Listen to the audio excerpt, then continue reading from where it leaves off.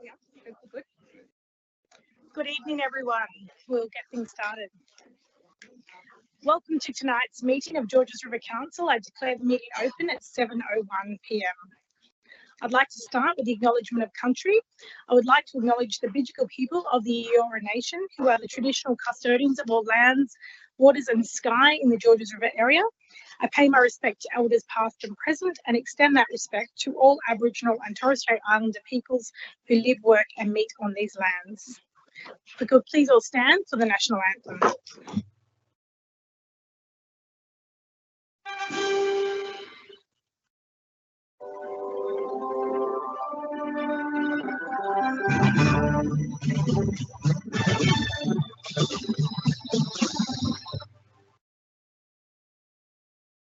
Australians, oh, let us rejoice, for we are one and free. With golden soil and wealth for toil, our home is cut by sea. I let the mountain nature's gifts of beauty rich and rare. In history's space, let every state of man's Australia bear. Here's our strength and let us sing Australia bear.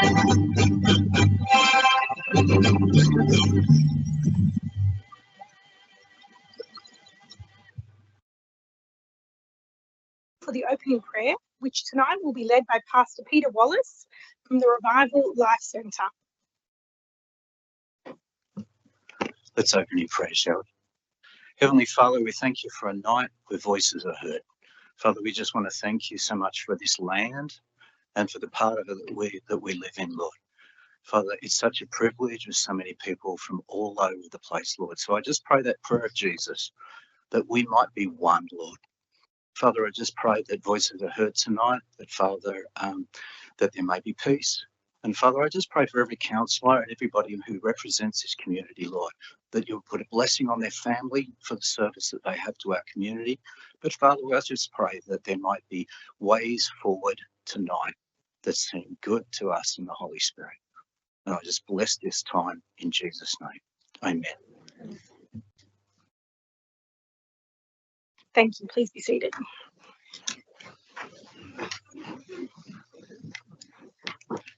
There were no apologies for tonight's meeting.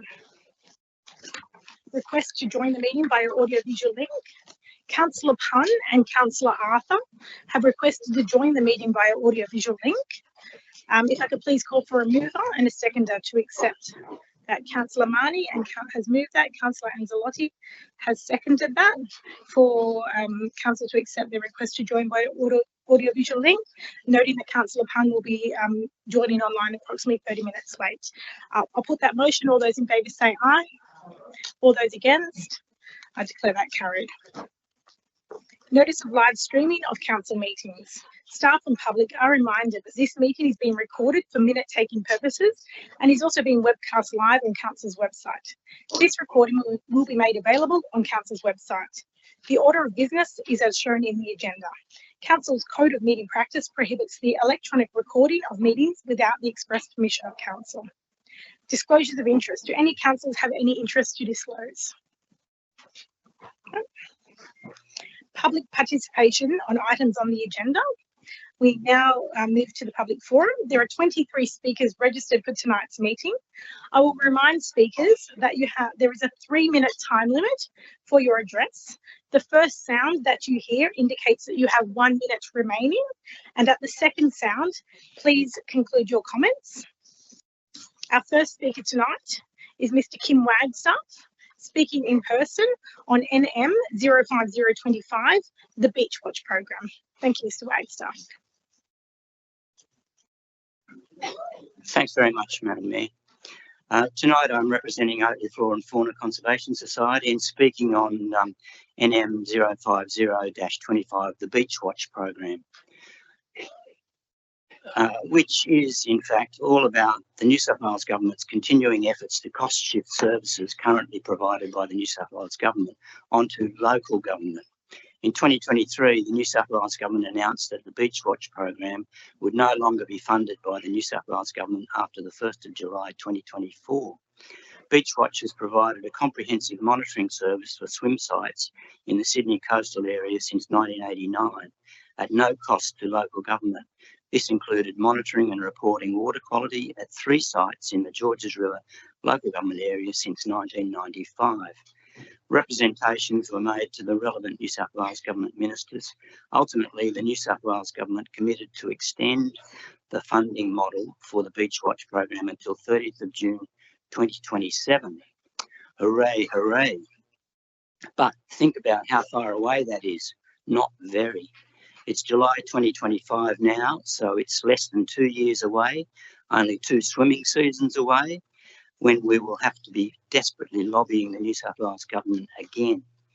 Life in Sydney is famous for its beaches and swimming. Why do we have to keep fighting to monitor and maintain our natural environment and quality of life? The Georges River is a huge natural and recreational resource for all our communities, and its future needs to be protected. Beach Watch is a vital program that safeguards public health and maintains the integrity of our local waterways and swimming spots. The program provides the data that helps drive our governments and communities to keep the river clean and healthy.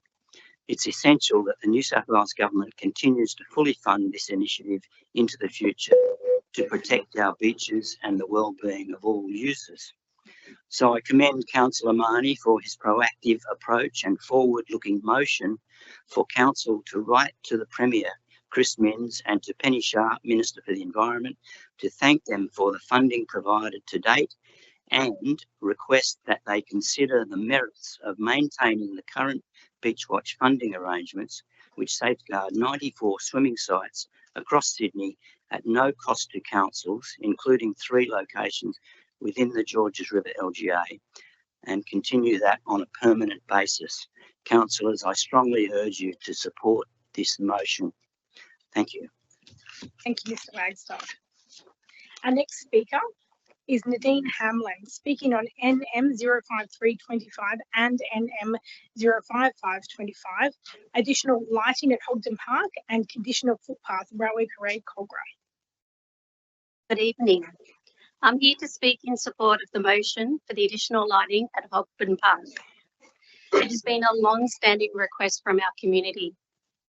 It was raised in 2022 and even featured in the Leader newspaper.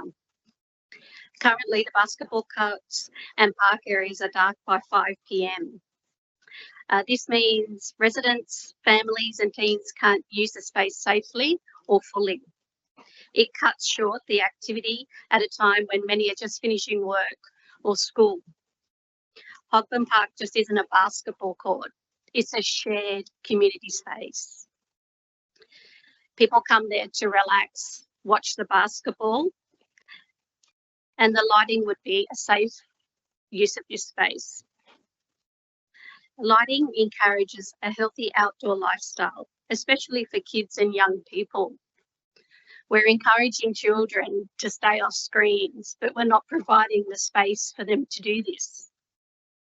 The community has waited long enough. We don't need another review. Please support this action. Will I speak about Mother?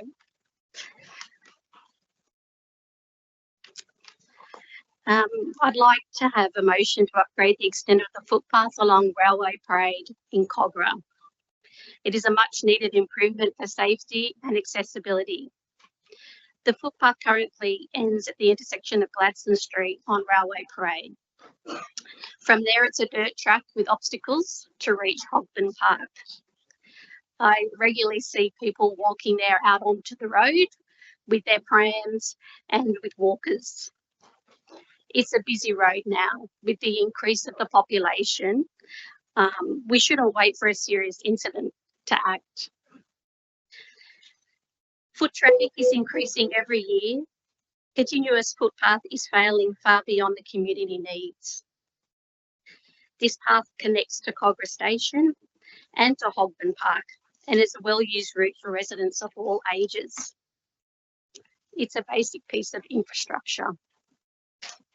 Can we please ask that these works be funded in the Footpaths Capital Works program and completed within 12 months? Thank you for your time. Thank you, Ms. Hamlin. Our next speaker is Selena Wu, speaking in person on NM 05425, Footpath, East Street, Lakehurst.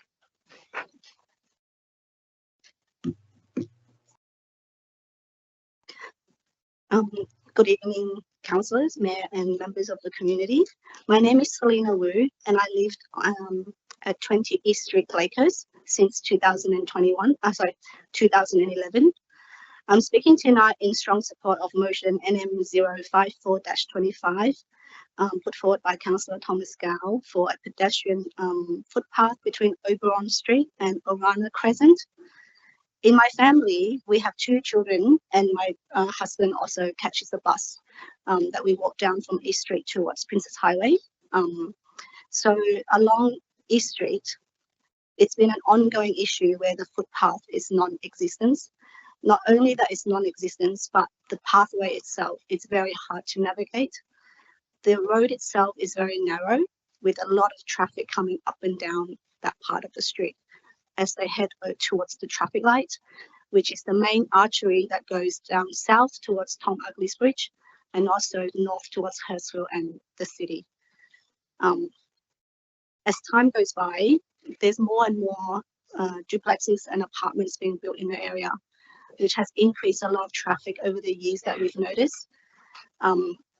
So with a lot of young families that's moved in the area, it's been very difficult walking down that path, either going to school, going to work, or going for leisure activities down at Todd Park and Cars Park.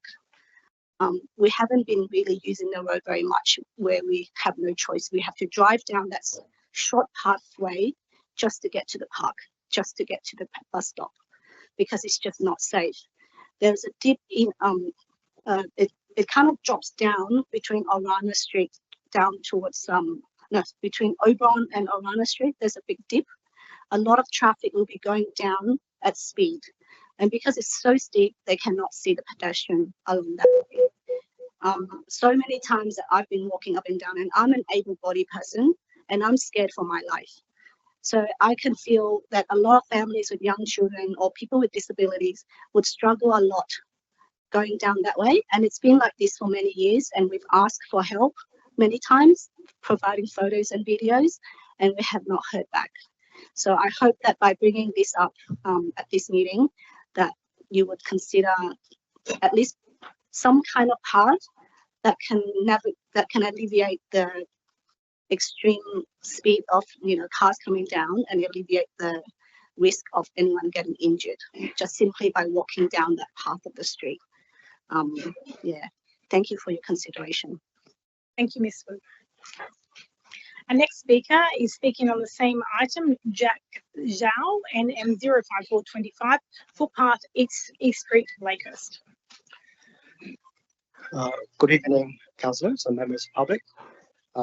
I'm here to speak in support of the motion 045-25. We have noticed the lack of footpaths around the area. Like the previous speaker have mentioned, which makes the very difficult for young families like us and many others to access the bus stop down at Princess Highway and Todd Park and Cars Park across the road. Going for walks around the neighborhood for us means pushing a double pram and twins, which adds up to about 30 kilos. It's very, very strenuous activity down as well as up the hill. According to my brief research, there's about 40% of residents in the affected area around the area are either under the age of 15 or over the age of 65, according to APS 2021 population census data. Which makes it very necessary for the footpaths to be built to facilitate people to have an active lifestyle. East Street is the main thoroughfare for the Southern Shire bound traffic in the area, because the down at Wall Street, this traffic light allows the right turn onto Princess Highway. The section between Orana Crescent and Oberon Street have poor visibility due to the crest that's on top of the hill. And pedestrians like myself and my family have to share the narrow street with vehicles, trucks, because there are also lots of construction activities in the area, and there's nowhere else to go. Like on the shoulder of the road have loose gravel and uneven ground, which heightens the risk for fall. The alternative route via Church Street is unsuitable for prams, bikes, and wheelchairs and the mobility challenged, because it's a very steep and straight footpath with a 20 meters drop, and there's no safety barriers to prevent accidental rolling straight onto the Princess Highway. So going down East Street and then is the only option for us. So which can be a very isolating experience for young parents like us. Going out means unloading kids in the car every time. That's my case. Thank you. Thank you, Mr. Zhang. Our next speaker is Peter Owl, in person on the same item, NM 05425 footpath, East Street, Blakehurst. Thank you, councillors. I rise today as a father of a very young family living in Blakehurst, East Street, directly impacted by the absence of a footpath along East Street between Oberon Street and Orana Crescent. This section, particularly the steep hill past Church Street Reserve, poses a serious and immediate safety risk to residents and elderly pedestrians.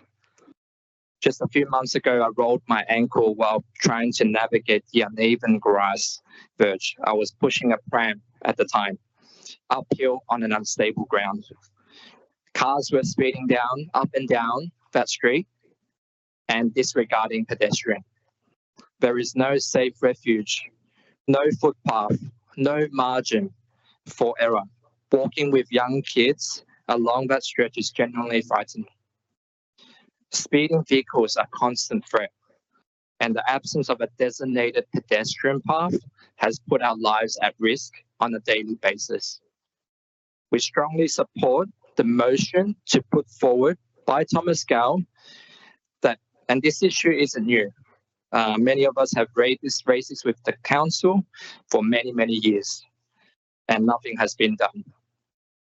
The community has waited long enough, and it is not just an inconvenience, but it's also a hazard. So I urge the council to recognize the urgency here and also commit the funding and delivering this project through the Footpath Capital Works program, ideally via the adjacent Church Street Reserve, and also ideally in a timely manner within the next 6 to 12 months.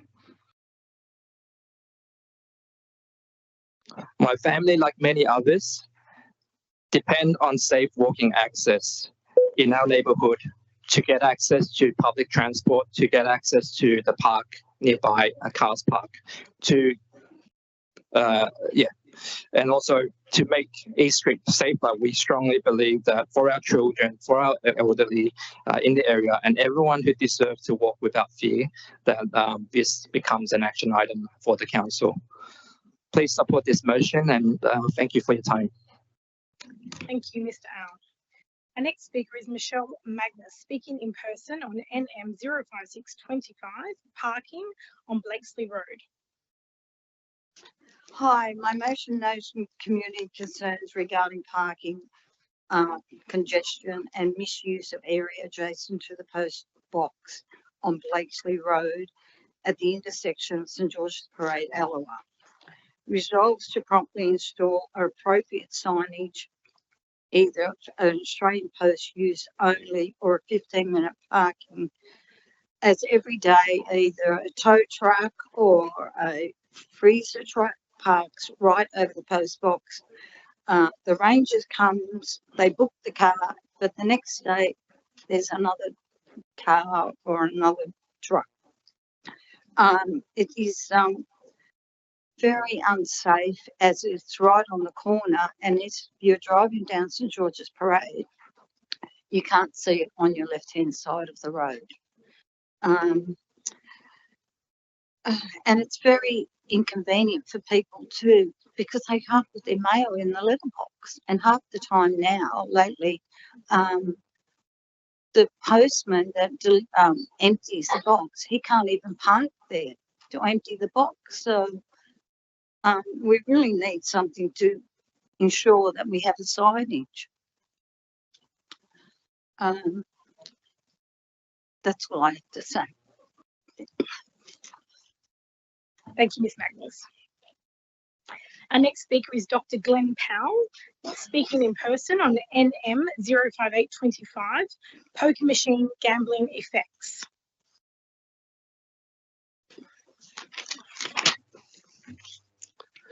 Good evening, councillors, allies and residents. I'd like to start by acknowledging we're on Bidjigal land and thank you for this opportunity to speak. And I'd just like to acknowledge the prior work of councillors Marnie and Lansbury on raising the issue of gambling harm in this LGA. Wesley Mission leads the Put Pokies in Their Place campaign in New South Wales, which has over 50 supporting organisations, including lots of peak bodies, churches, community and health organisations, and university research centres. But up until now, no local councils.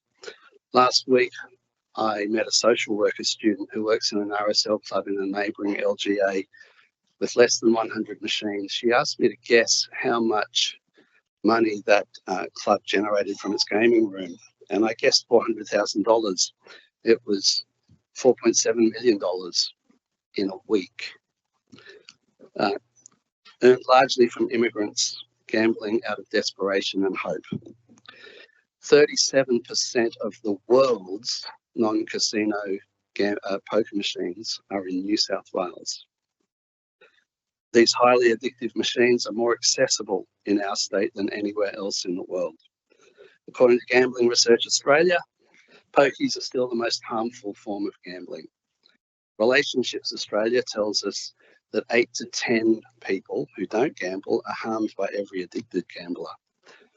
Research shows that gambling addiction causes physical and mental health problems, exacerbates domestic family violence and family breakdown, as well as substance abuse and employment problems, and is a significant but underreported driver of suicide. The New South Wales Crime Commission found that easy access to poker machines encourages organised crime and money laundering. Georges River, LGA, is the 19th largest in New South Wales by population, but you're running 7th in terms of gambling losses. So you're overperforming. The 16 hotels and 15 clubs in your LGA made a net profit of $71 million last year, which means that your people lost that money. I think you have to add the tax to that. That would be $92 million in the 3 months of this year. Oh, sorry, it's the first quarter of this year. So that's $602 a person. How did we get into a situation where our state relies on human misery to balance the budget? It's going to take courageous leadership to fix this mess, and the actions of Georges River Council this evening could be a first step in providing that leadership. It's not a partisan issue, it's a moral and ethical one. There's nothing that we and our campaign partners would rather do than heap praise on a government that actually reduces gambling harm. So thank you for your leadership. Vote yes. Thank you, Dr. Powell. Our next speaker is Sonia Baxon, speaking in person on NM 06025, innovative and cost-effective approaches to street tree planting. Thank you, Sonia. Good evening, Mayor, councillors and members of the community. I strongly support Councillor Matt Ellison's motion for innovative cost-cutting approaches to street tree planting across Georges River LGA. Georges River has a very low canopy cover of 20.59%, which is a long way from the desired state government target of 40%. We all recognise the value of that trees bring to the community, such as reducing urban heat, supporting biodiversity, boosting the well-being of residents and enhancing the character and appeal of our streetscapes. The already low canopy cover is under threat as new developments often involve the removal of mature trees, and as backyard sizes continue to shrink, there's often not room for more trees. Therefore, the role of street trees has become vitally important in trying to improve the canopy cover. I understand that council budgets are tight, so we need to think smarter. Current conventional street tree planting cost can be $1,000 per tree. And as such, the $150,000 allocated in the budget for the whole LGA would only allow for 150 street trees. Councillor Allison's motion is timely and necessary. It opens the door to reimagining how to deliver better cost-effective street tree planting and green outcomes, including planting locally native tube stock, well adapted to local conditions. It is a great idea to trial low-cost, high-impact strategies, such as encouragement of resident stewardship of trees, community engagement, and appropriate tree protection measures such as temporary wire cages. Other possibilities include partnering with community groups and developers to embed more greening into developments at the planning stage. Such innovations reduce planting and maintenance costs and could empower local residents to participate directly into the greening of their own streets, creating a shared sense of pride and stewardship. This motion is about planting smarter, engaging our community and making the most of every available dollar to deliver maximum environmental and social return. I would like to commend Councillor Allison for the forward-thinking motion. It aligns with a long-term vision for a green, livable Georges River LGA, and I strongly encourage all councillors to support it. Thank you. Thank you, Ms. Baxant. Our next speaker is Jenny Huang, speaking in person on NM 06125 Waste Management Strategy 2021 to 2040. Good evening, everyone. My name is Jenny Huang. I'm a bilingual educator of Ethnic Community Council of New South Wales. I call it the ECC New South Wales. I'll give a speech supporting Councillor Wang's motion, number NM 061-25, Waste Management Strategy 2021 to 2040.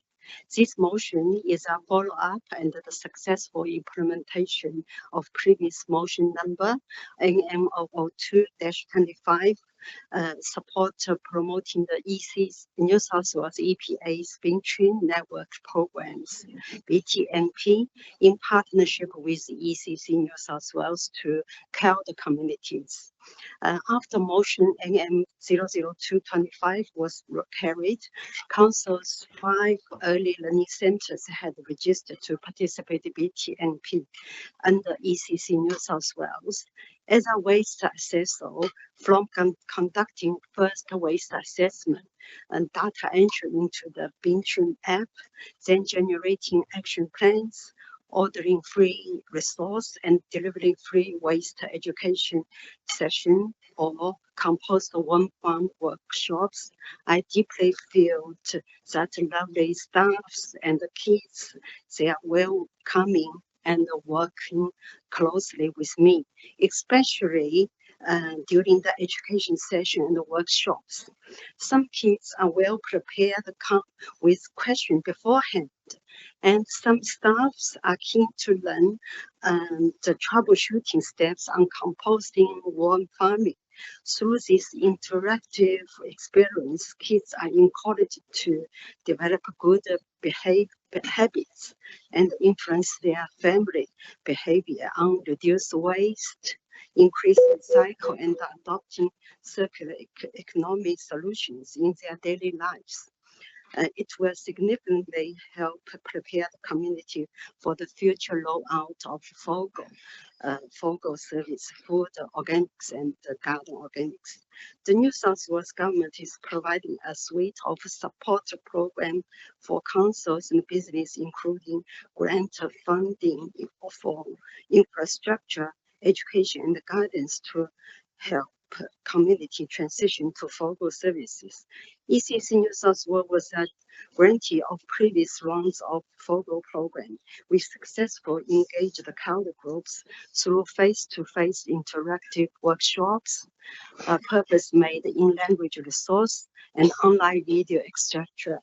ECC New South Wales is a not-for-profit organization, and we are looking forward to work with Georges River Council on Big Dream and Fogo program.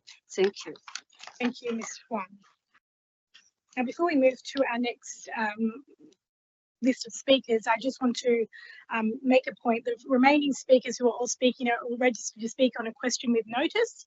Just for the benefit of the members of the gallery and the speakers tonight, just want to highlight the question with notice. They will have no debate by the councillors, and there is no decision being made by councillors or no action being taken as a result of those questions tonight. The questions are listed on the paper and the answer is published in the paper. So just to set that expectation, and we'll move to our next speaker, Dr. Ben Bowser. He's speaking on question with notice 02125, the Moomba to Sydney Ethane MSE pipeline hazard analysis. Thank you, Dr. Bowser. Madam Mayor, councillors, council officers, thank you for your service and thank you for the opportunity to speak this evening. With my photograph, please. So we're going to speak on the Moomba to Sydney ethane pipeline, which was built in 1996 in Beverly Hills. It passes through 40 kilometres of Sydney. And anyway, the photograph you're going to see was taken in Walleye Creek, where the buildings are over 21 stories tall. 2 lines have been digitally overlaid on the footpath, and these mark the routes of 2 high-pressure gas pipelines.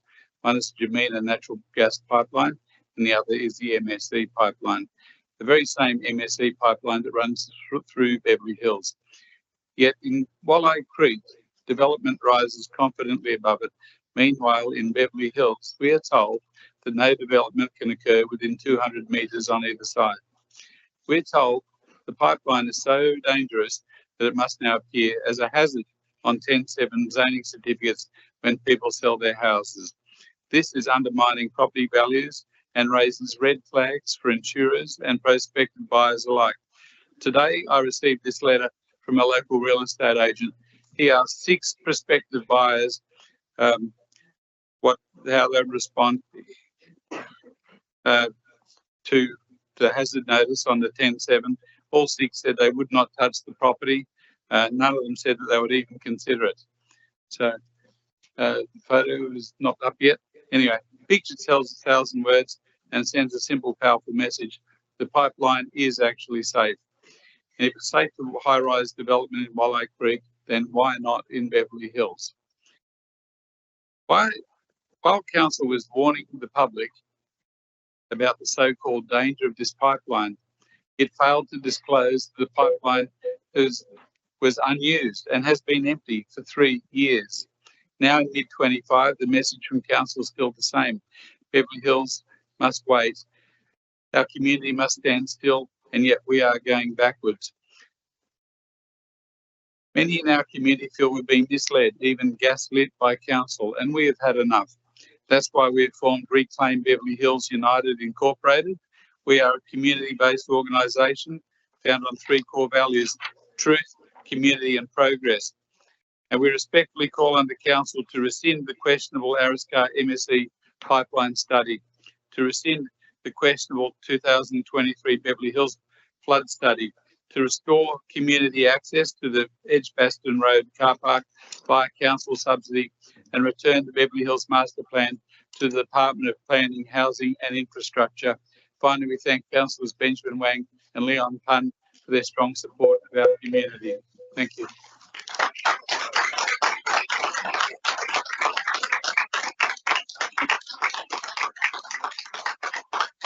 Mr. Bowser, I'll just respond to a few of the comments. Council has a duty of care to undertake a risk assessment in accordance with the state government guidelines on dangerous goods pipelines, which I believe you're aware of.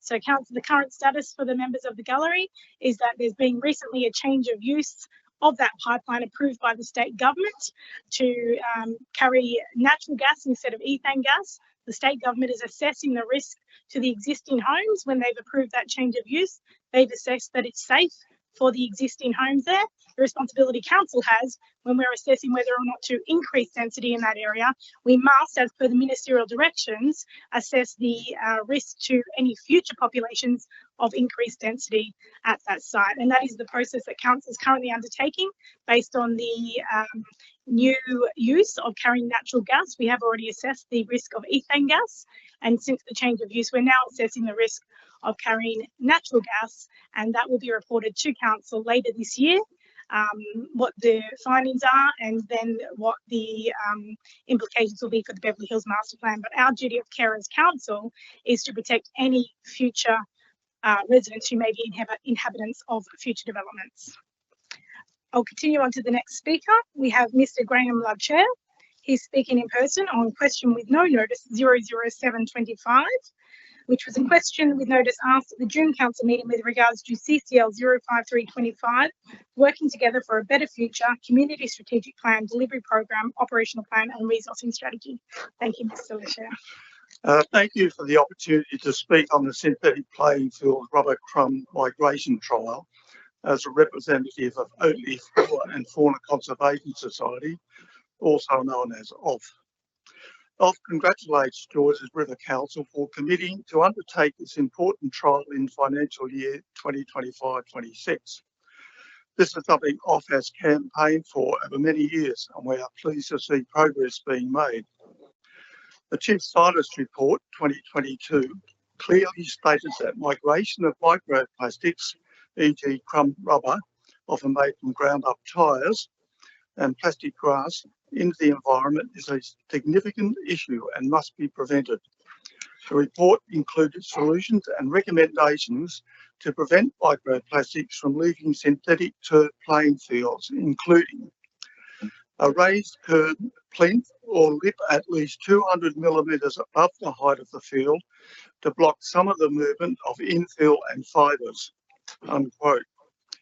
Raised concrete curbs or wooden bunding are in place at other synthetic playing fields in Sydney, but this is not the case for synthetic turf playing fields at Poulton Park, Penshurst Park and Peakhurst Park. Furthermore, the report said fields should be designed so that such runoff, all runoff from the surrounding concrete verge, flows to local drains in which filters are placed to avoid unnecessary microplastic-rich runoff entering the wider stormwater system, unquote. At Poulton Park, runoff containing a significant amount of microplastics is running directly into the creek adjacent and hence into the Georges River.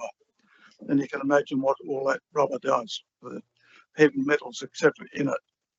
There is a great deal of interest in the outcome of this trial. OFF has already received an inquiry from the Friends of Callan Park, who are dealing with a similar issue. Indeed, all across Sydney, there are many community groups tackling this challenge and sharing information and resources. Despite Councillor Lansbury's question, there is still very little information provided as yet on any aspect of the GRC trial, its cost, location, methodology and proposed timeframes. So, when will the plan for the trial be completed, and will it be developed and or shared with stakeholders?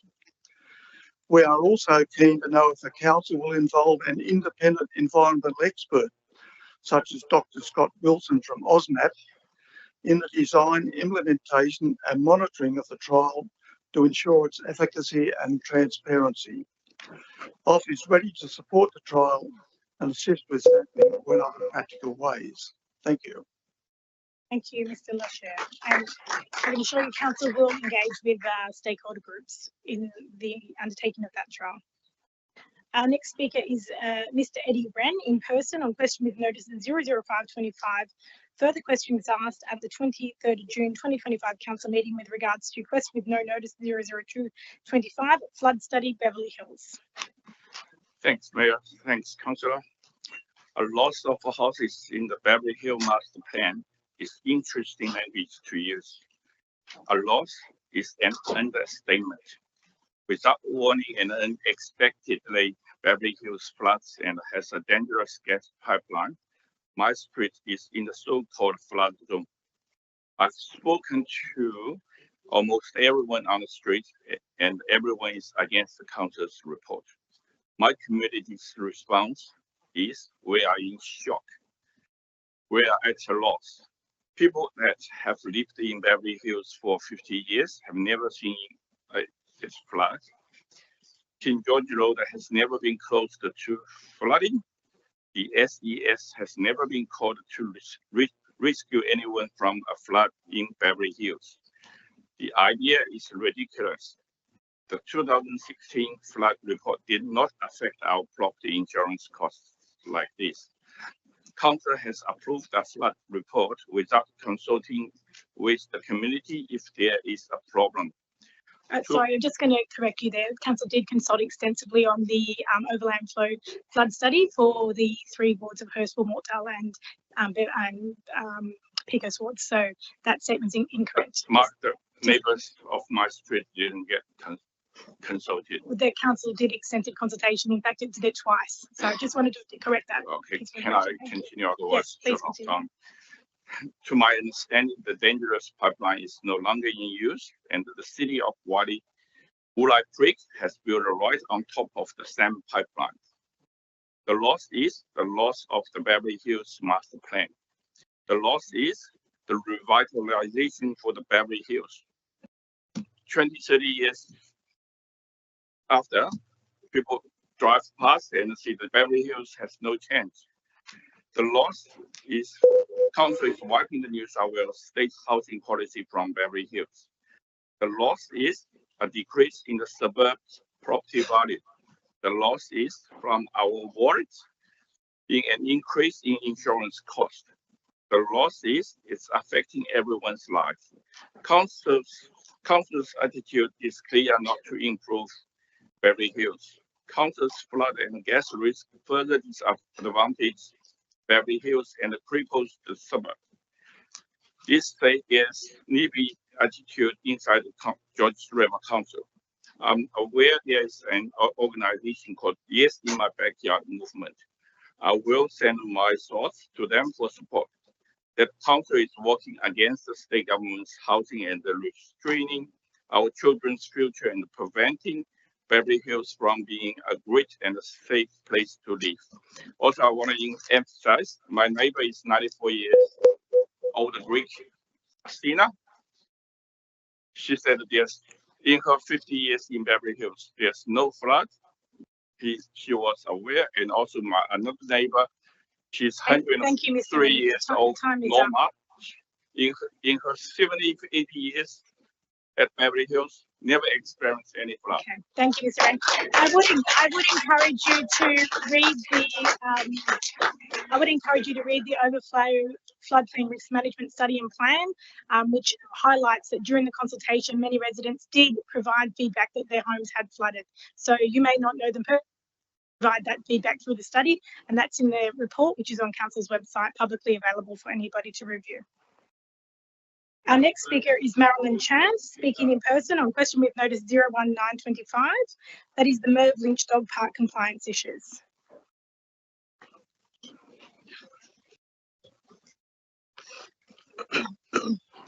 Good evening, Madam Mayor, council members and officers. We have raised on numerous occasions our concern for safety and privacy of our homes since Merv Lynch Reserve was made an off-leash dog park, and when it returned to being an on-leash park. We thank you for previous actions taken prior on this matter. However, the behaviour from certain dog owners have not changed. Rangers have visited the site a few times, and the dogs, when the rangers are not around, are completely off-leash every day, and the antagonising of local residents and park users continues.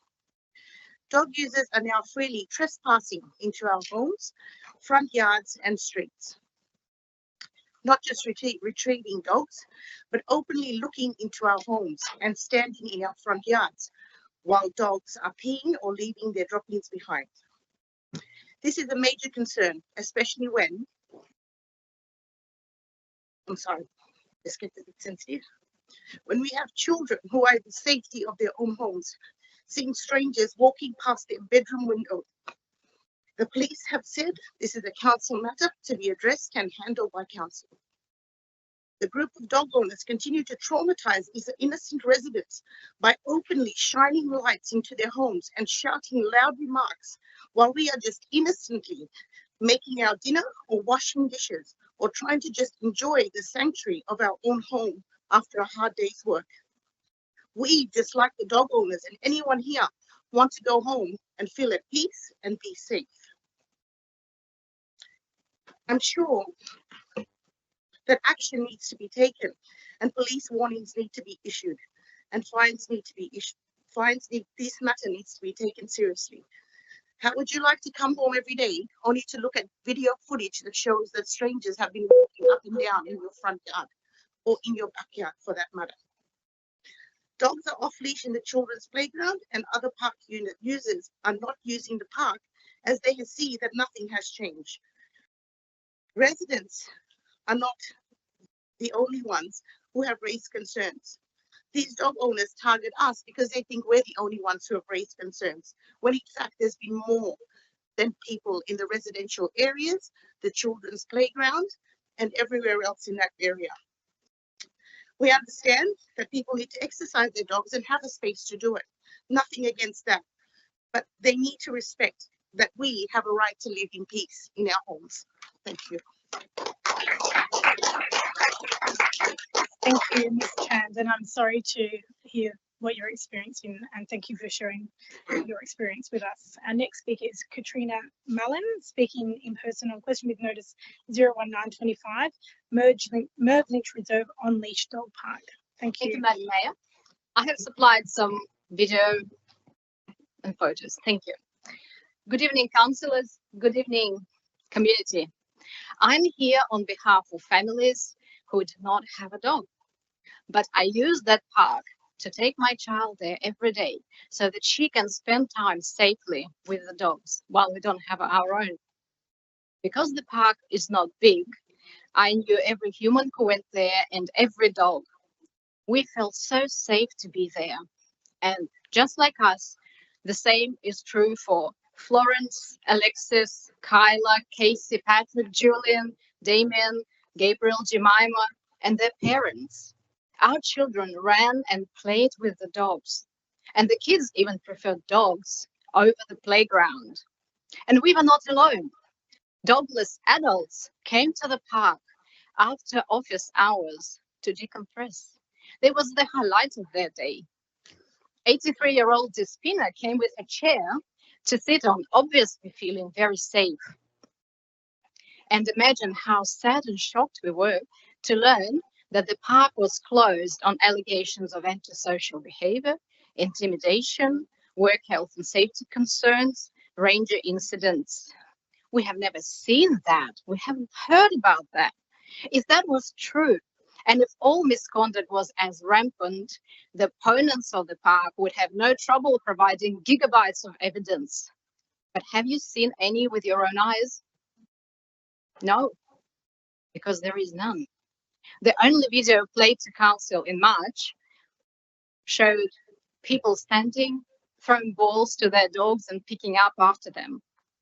Meanwhile, we have hundreds of photos showing calm, peaceful, and lawful use of the park. We are mostly locals. We walk to this park at the end of the day. Having not to drive saved us so much time. Those 2 hours in the afternoon were important for our mental health, and our kids got to burn some energy. At this park, we made friends of all ages. It was our village, but it was taken from us based on ridiculous allegation of a handful of people. And this park served much wider community than just dog owners.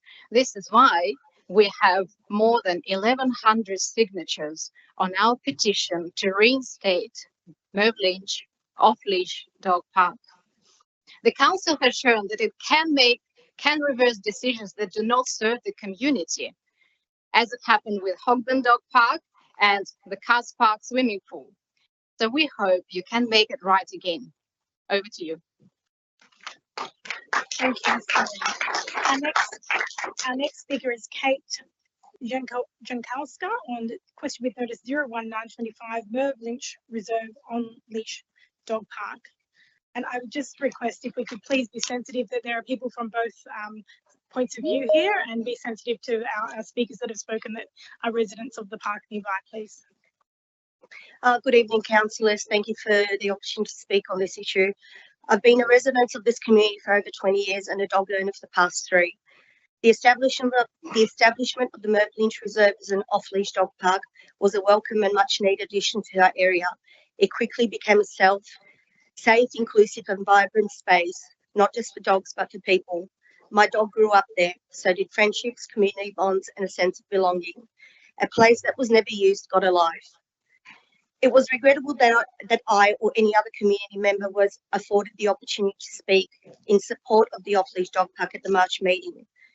The council didn't get to hear about the people who went there daily and could have dispelled claims that have been since shaped council's position. I do, however, acknowledge Councillor Nancy Liu's efforts to help keep the park open. Thank you. While I acknowledge the park has now been reclassified, I feel compelled to raise several concerns about the process and the implications of this decision. Distortion of behaviour. In my opinion, the narrative that this park was a site of antisocial behaviour has been driven by a small number of residents whose conduct towards park users has been, in many cases, openly hostile. It is their behaviour, not that of dog owners, that has created tension. Many park users that I have seen or spoken to simply want to enjoy the public space peacefully. Failure of process and representation. Throughout the consultation process with the council, I personally felt ignored, dismissed and stonewalled. Communications were shut down. It appeared that the decision had already been made and the community input was treated as a formality rather than a genuine opportunity to engage. Loss of community asset. The off-leash park was more than a dog park. It was a community hub. Families brought their children to play with dogs. Elderly residents came for companionship. People with disabilities found joy and connection. The park fostered inclusion, well-being and social cohesion. That has now been lost. Neighbouring resident conduct. In my opinion, some residents bordering the park refused to accept its off-leash designation and continued to use it as a thoroughfare, often while expressing fear or hostility towards dogs. I have personally witnessed residents shouting at park dog owners. I was personally visually followed around the park by a neighbour watching from their backyard. This is not acceptable and it raises serious concerns about whose behaviour warrants scrutiny. Misuse of resources. The park is used by dog owners for short periods and often shared harmoniously with other users. Why should this park have an increased ranger patrol and enforcement, while other parks in the area with similar off-leash activities receive no such additional funding? Lack of alternatives. There are no suitable, secure off-leash and gated dog park areas in the immediate vicinity. This decision has left a significant gap in the local infrastructure for pet owners in a high-density area. In closing, thank you. Thanks. Can I just urge the council? Thank you. In closing, can I urge the council to take a fresh, objective look at this issue? The community deserves better. We deserve fitness, fairness and a space to connect and exercise and socialise our dogs. Thank you. Thank you. Thank you, Ms. Jankowska. I believe our next speaker, Cal Warner, is, are you here? He's away. Oh, he's not present. Okay, sorry. So we move to Susan Moore. Yep, okay. Speaking in person on question with notice 01925, Merv Lynch Reserve and on-leash dog park. Thank you. Good evening, councillors and local residents. Thank you for the opportunity to speak this evening. I'm here today as a concerned resident and dog owner regarding the recent closure of Merv Lynch Off-Leash Dog Park.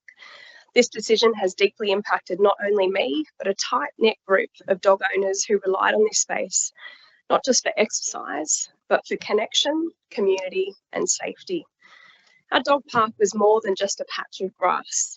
It was a safe, familiar environment where dogs and their owners of various ages, cultures, and faiths knew each other and developed a unique sense of belonging. There was a shared sense of responsibility, of looking out for one another. My dog needs open space to exercise freely, not just for physical health, but to manage his separation anxiety. Like many local residents, I live in an apartment and don't have access to a private yard. The dog park was a lifeline. Without it, the burden on his well-being and on mine as his owner has grown. Councillor Wang has suggested that dog owners need to be educated about alternative off-leash dog parks in the area. However, directing a growing number of dogs to a small number of existing facilities creates overcrowded, unpredictable, and often unsafe environments, particularly for dogs like mine who are small, timid, and anxious. For us, the familiarity of known dogs and owners is essential to feeling safe. I don't feel comfortable taking my dog to unfamiliar parks where the behaviour of other dogs and the level of supervision from their owners is unknown. While dog ownership has risen significantly since COVID lockdowns, the number of designated off-leash areas has not kept pace. Removing the off-leash classification at Merv Lynch has only widened the existing gap. I also want to address the complaints that led to the park's closure. It's important to distinguish between reasonable community concerns and exaggerated claims such as harassment and antisocial behaviour, which have never been substantiated, nor the specific details provided. Public spaces exist to serve the public, and those living near them must expect a level of shared use and ambient noise. If there are genuine privacy or sound concerns, these should be addressed through adjustments to their properties such as high fencing or landscaping, not by denying others access to valuable communal spaces.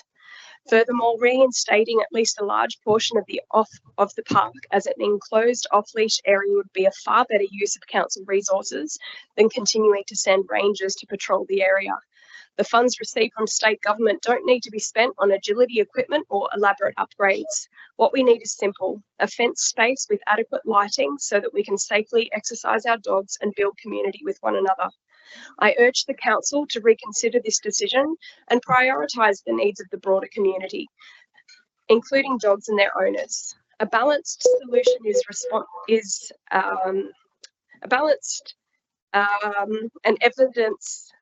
Sorry, I lost my place. We need a balanced and evidence-based solution. Our dogs deserve safe, accessible areas to exercise, and we as residents deserve fair and thoughtful governance. Thank you. Thank you, Ms. Hall. Our next speaker is May Sukanda. It is a written submission on question with notice 01925 on the Merv Lynch Reserve on-leash dog park. Thank you, Ms. Matthew. I kindly ask dog owners to take more care and responsibility for their dogs. It is important to know where your dog is and what it is doing. Owners are not respecting the on-leash status of Merv Lynch Reserve. Each day their dogs are let off leash and quite often trespass into our front yard. Rangers may need to prioritise coming to the reserve from 4:30 to 6:30 p.m. twice a week until the dog owners have been educated and behaviour changes. I also want to share something that has made me feel uncomfortable.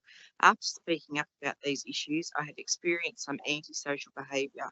I have footage of a person watching my house and taking photos or videos of myself and my property. I am not here to blame anyone. I am simply asking for respect for private property. When a dog park backs onto private property, it is a matter for council to ensure park users are respectful to properties around the park and behave in accordance with regulations. All the negative behaviour, including taking pictures of our property and of myself, needs to stop. Please review and play the attached videos, but yeah, we're not doing that. Thanks. Thank you, Ms. Matthew. Our next speaker is Julie Zhu, in person on question with notice 02025, New South Wales Government Low and Mid-Rise Housing Policy.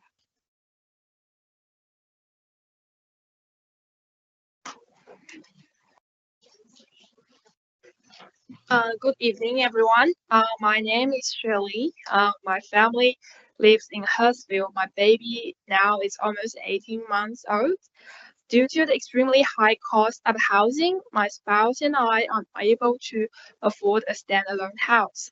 As a result, we currently live with our parents in a crowded space, trying to save our first home deposit. We are truly grateful to the state government for introducing the TOD, Transport-Oriented Development, and LMR, Low and Middle-Rise Housing Policies. These initiatives offer hope to young families like ours, the hope that we might one day have a chance to have a place of our own. My husband and I both work full-time, we work hard, and yet the chance that we can afford a place in Hurstville and close to the station is very slim. This reflects the severity of the housing crisis in Sydney. At present, we live with our parents in the O'Brien Heritage Conservation Area, just 300 meters from Hurstville train station. The O'Brien area spans approximately 120,000 square meters. If developed under the TOD principles, it could potentially provide up to 8,000 new homes. However, under the current LMR zoning, only 500 to 1,000 homes might be possible. Clearly, TOD represents a far more efficient use of a limited land and would contribute more to addressing Sydney's housing shortage. In terms of feasibility, Kogarah serves as an example. Kogarah Station is not a major station as Hurstville Station, yet it was not excluded from TOD plan by the local council. However, Hurstville Station served as a major station, making it an even stronger candidate for TOD. Yet it has been confined to LMR zoning. This inconsistency makes a lot of families in our area confused. In summary, as residents of the O'Brien Conservation Area, we strongly support the implementation of the LMR policy. At the same time, we respectfully urge Georges River Council and the state government to consider TOD zoning within 400 meters of Hurstville Station. Doing so would make better use of valuable land and offer more opportunities for hardworking young families like ours to secure a place and a future. Thank you so much. Thank you. I'm just going to provide some clarification. So the TODs and the LMR, council is not a decision maker on that. So council has not made any decisions on what areas is a TOD and what areas is an LMR. That is 100% being decided by the state government. So the state government selected Kogarah and didn't select Hurstville as a TOD. And heritage conservation areas, as I understand, are included in the LMR. So it is heritage items that are excluded from the LMR. So an individual standalone heritage listed home is excluded, but heritage conservation areas are not. So just wanted to clarify that because it sounded like you didn't quite understand that. But there's no chance to change that. Yeah, it's a state government policy. We are not decision makers of it here at council. Yeah. Again, right. We'll move to our next speaker. Is Nen He. Speaking on question with notice 02025 on the same item, the New South Wales Government Low and Mid-Rise Housing Policy. Hi, the Honourable Madam Mayor, councillors, ladies and gentlemen, good evening. I'm here today to express my strong support for the state government's low and medium-rise housing policy, or LMR. The LMR policy enables the development of dual occupancies, terraces, townhouses, and low to mid-rise apartments, as I'm sure you all know. It amends planning controls to encourage more housing within 800-metre walking distance of town centres and transport hubs. Unlike car-rise developments, LMR offers well-designed, human-scale housing that aligns with community character while helping to address the housing crisis. A key feature of the LMR policy is the introduction of non-discretionary development standards. These standards override inconsistent local planning controls, such as those in the local environment plan or the development control plan. It is therefore critical that Georges River Council recognizes these inconsistencies and refrains from inappropriately rejecting or delaying development applications on the basis of stricter or outdated local requirements. However, we also note that parts of the LMR eligible area, such as the O'Brien's estate, are also designated as heritage conservation areas. Many properties in this area are aging bungalows, and several residents have shared their struggles in maintaining or upgrading their homes due to high costs. They wish to rebuild, yet the council has not provided a clear or streamlined pathway to reconcile heritage constraints within the LMR policy. Therefore, I strongly urge the council to remove unnecessary restrictions within the heritage conservation areas that fall within the LMR zone. It is essential that development applications in these areas be assessed in a straightforward and timely manner consistent with the state government's policy intent. To conclude my speech, I would like to share some photos of homes in our area, including those that have been designated as heritage properties. These photos were mainly provided by local residents who strongly disagree with that classification. In fact, over 80% of the homes in the area share a similar appearance to those shown below. I'm sure that you can all see on the screen. Yeah, I guess just yeah, keep going. Thanks.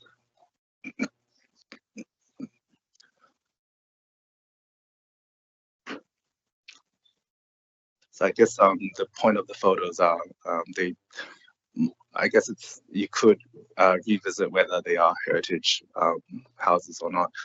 Some aren't heritage listed. We only found that out like the last minute. It was mainly the intention was that they were all meant to be heritage listed, but I think there was a mix up. Like some of them might not have been. That's just a caveat. Thank you, Mr. Heath. Thank you for your time.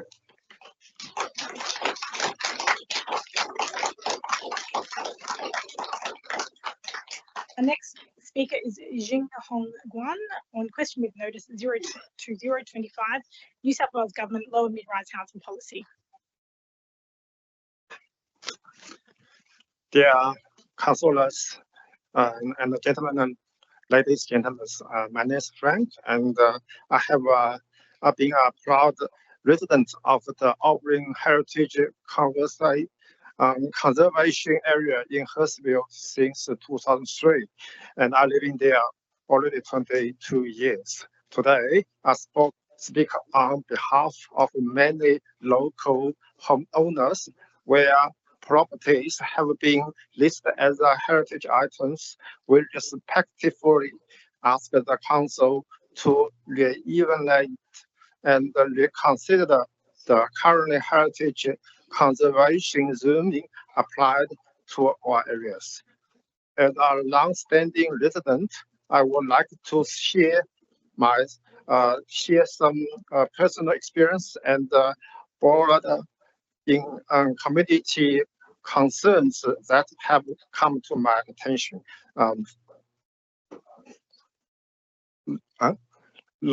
Lack of the consolation and transparency. In 2007, our home were included in the local heritage register. However, at no point did we provide formal consent to this designation.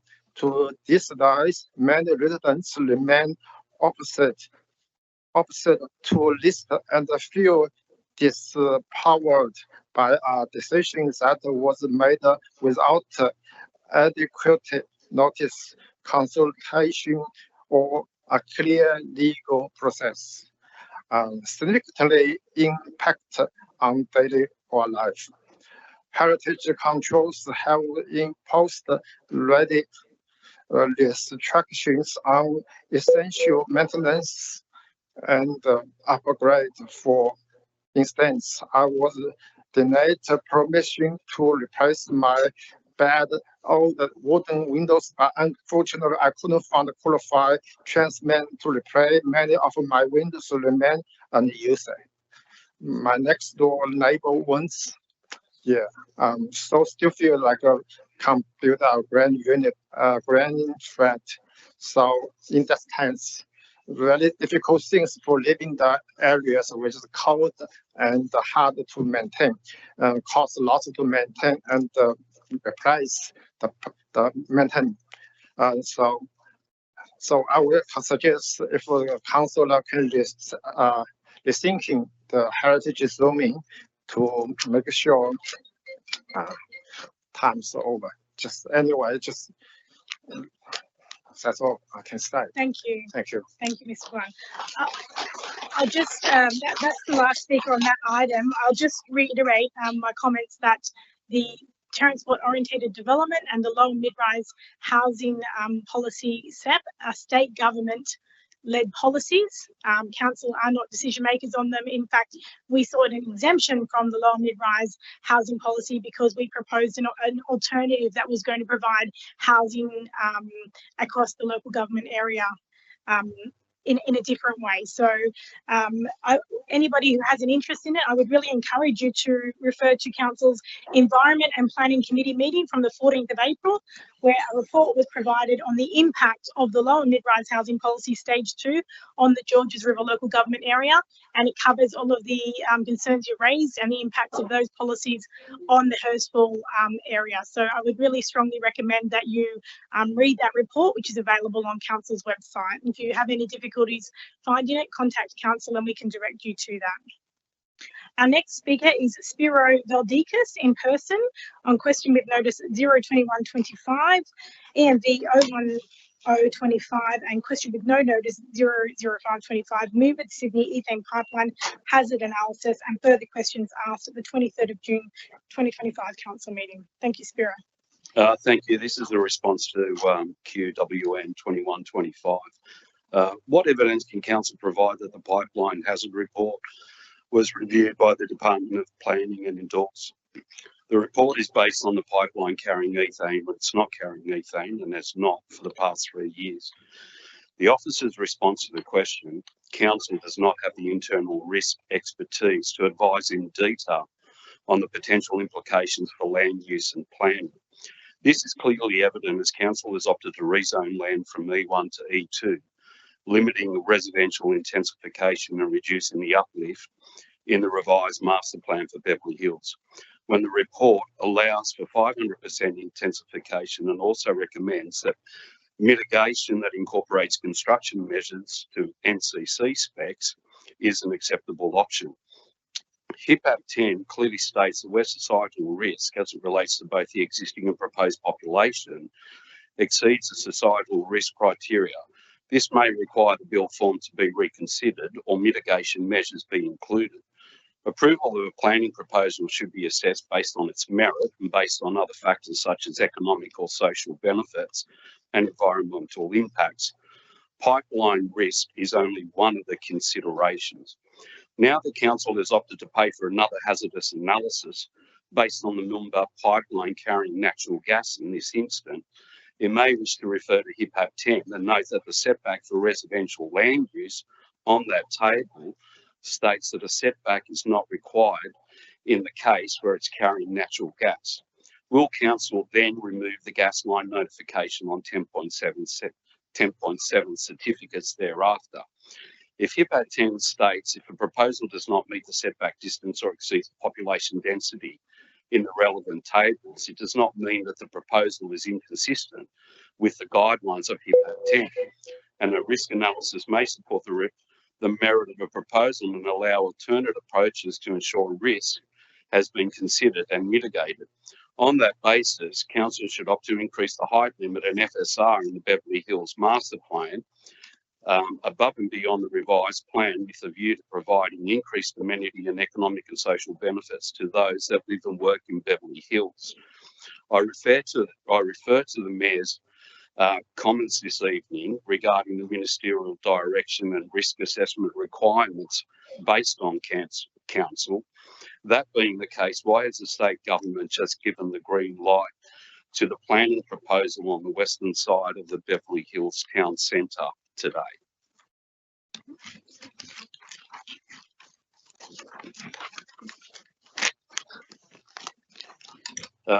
This is my response with respects to QN 5-25. I'm sorry, Mr. Videlkas, you've got 3 minutes in total, so you'll need to, the 3 So minutes is up. 3 minutes per question? No, it's 3 minutes for both, sorry, so you only get 3 minutes altogether. Okay, well, I'll leave it at that then. Thank you. Thank you. Our next speaker is Melina Amarasingh on question with notice 02525, which is sewage overflows in Derry Creek, Limekiln Bay wetlands and Georges River. Thank you, Melina. Good evening, everyone.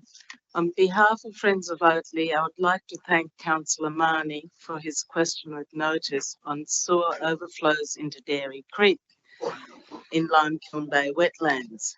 However, it raises questions on how Council interacts with Sydney Water and the Environment Protection Authority on finding long-term solutions. This year, there have been 4 overflows reported to Council by Sydney Water. These overflows are reported to have occurred during heavy rain, but 3 have been at Roberts Avenue. Does Council know why this is occurring at this site? Does it reflect increased density, increased paving and runoff? Why is stormwater leaking into the sewer system? Are there illegal connections? Sydney Water recently ran smoke testing in some areas of our LGA. Were these areas in this part of the catchment tested? How is Council working with Sydney Water to stop this occurring? Are rain gardens an option? Have there been any fines issued to Sydney Water from the EPA for overflows in our LGA? There have been long-standing overflow issues with sewer viaduct crossing Derry Creek. Community members worked with Sydney Water on solutions about 10 years ago. This resulted in raising the height of the structure, which stops flows into Limekiln Bay. It appears the overflows are happening before this structure. These are now regular events that require major cleanups and threaten the health of the Georges River. We would like to thank Council for undertaking the Limekiln Bay Restoration Project. From speaking with the Community Liaison Officer and Engineer, various reports are still being prepared. We consider it important that Council work with Sydney Water to ensure that water flows are minimised into these newly restored wetlands. We would like to see this incorporated into the project plan. Council should be planning for increased frequency and intensity of rainfall due to climate change. Whilst overflows are the responsibility of Sydney Water and the EPA, Council should work closely with these organisations. How does Council intend to do this? We look forward to the responses to the questions asked. I will send these questions to Council by email. Thank you for your time. Thank you. That concludes our public forum this evening, and we will now move to confirmation of the minutes of the previous meetings. CCL 05525, confirmation of the minutes of the council meeting held on the 23rd of June 2025, moved by Councillor Jamison and seconded by Councillor Lansbury. Councillors, any discussion? If not, I'll put the motion. All those in favour say aye. All those against? I declare that carried. We now move to CCL 06025, that is the oath of office by Councillor Hayes. So the procedure of this will be that Councillor Hayes will be handed a printed copy of the oath statement with the prescribed wording from section 233A of the Act, and Councillor Hayes will read out the statement and then sign the certificate. I, Gerard Hayes, swear that I will undertake the duties of the office of councillor in the best interests of the people of the Georges River Council area and the Georges River Council, and that I will faithfully and impartially carry out the functions, powers, authorities and discretions vested in me under the Local Government Act 1993 or any other act to the best of my ability and judgment. And I'm going to get some photos if you just want to look up where you're. Anita's over here to take a photo of you. Sign in.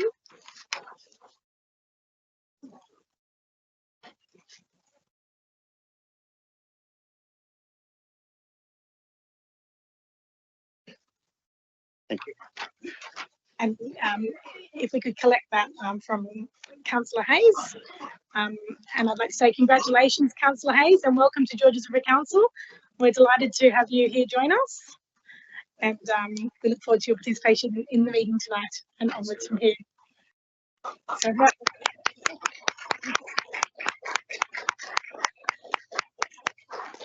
officially, Councillor Hayes. We move on to mayoral minutes, and I have two mayoral minutes tonight, councillors. The first mayoral minute is MM 01325, supporting a sustainable local government sector.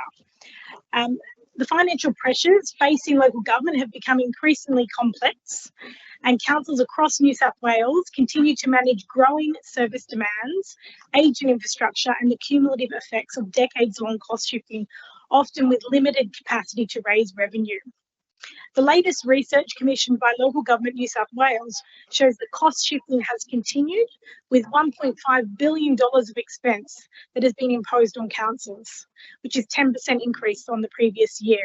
And this equates to just under $500 for each ratepayer. Now, the good news is the New South Wales Government has initiated a parliamentary inquiry into local government financial sustainability. And in May, just this year, they formally responded, endorsing 15 of the 17 recommendations put forward in that inquiry. But this is quite a complex matter, so I'm going to refer to our expert at Council, which is our Director of our Business and Corporate Services, Ms. Parker, and ask her to just give us a brief summary of what cost shifting is, along with a short explanation of the proposed reforms from the state government and why we as Council should continue to advocate for a more sustainable financial framework for local government. Thank you, Ms. Parker.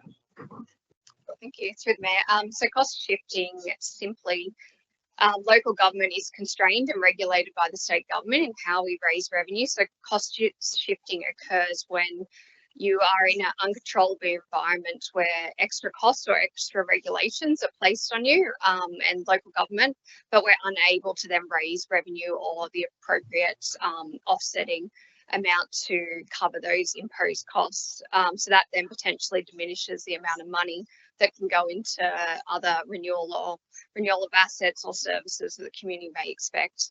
Another element is that it's difficult for the community to understand and see more clearly as to what costs we have. So I think the term cost shifting covers a lot of minor little things, but it really adds up over time. The reform is really positive, and it's a good news story for the local government sector that we've been asking for a number of years. One of the major items in there is a commitment to review the statutory charges. One of those is the stormwater charge. So I don't think it's been indexed for 20 years. So it's going to be hopefully a good outcome to help relieve the pressure on the rates income and start to make sure it's equitable in how we levy and cover the cost of services rather than relying solely on rate income. So it's a positive news and a positive response from the state government to see improvement in our sustainability. Thank you, Ms. Parker. Thank you for explaining that. So my motion is that Council receive and note the findings of the Local Government New South Wales Cost Shifting Report for the 23-24 financial year, and that the General Manager write to the Premier, the New South Wales Treasurer, the New South Wales Minister for Local Government and IPART, expressing Council's support for ongoing reforms that enhance the financial sustainability and funding transparency of local government, and advocating for continued action to address cost shifting through targeted regulatory improvements. Does anyone wish to speak on the mayoral minute? If not, I will put the motion. All those in favour say aye. All those against? I declare that carried. My next mayoral minute is MM01425. It's recognition of Connells Point Rovers Football Club's 60th anniversary.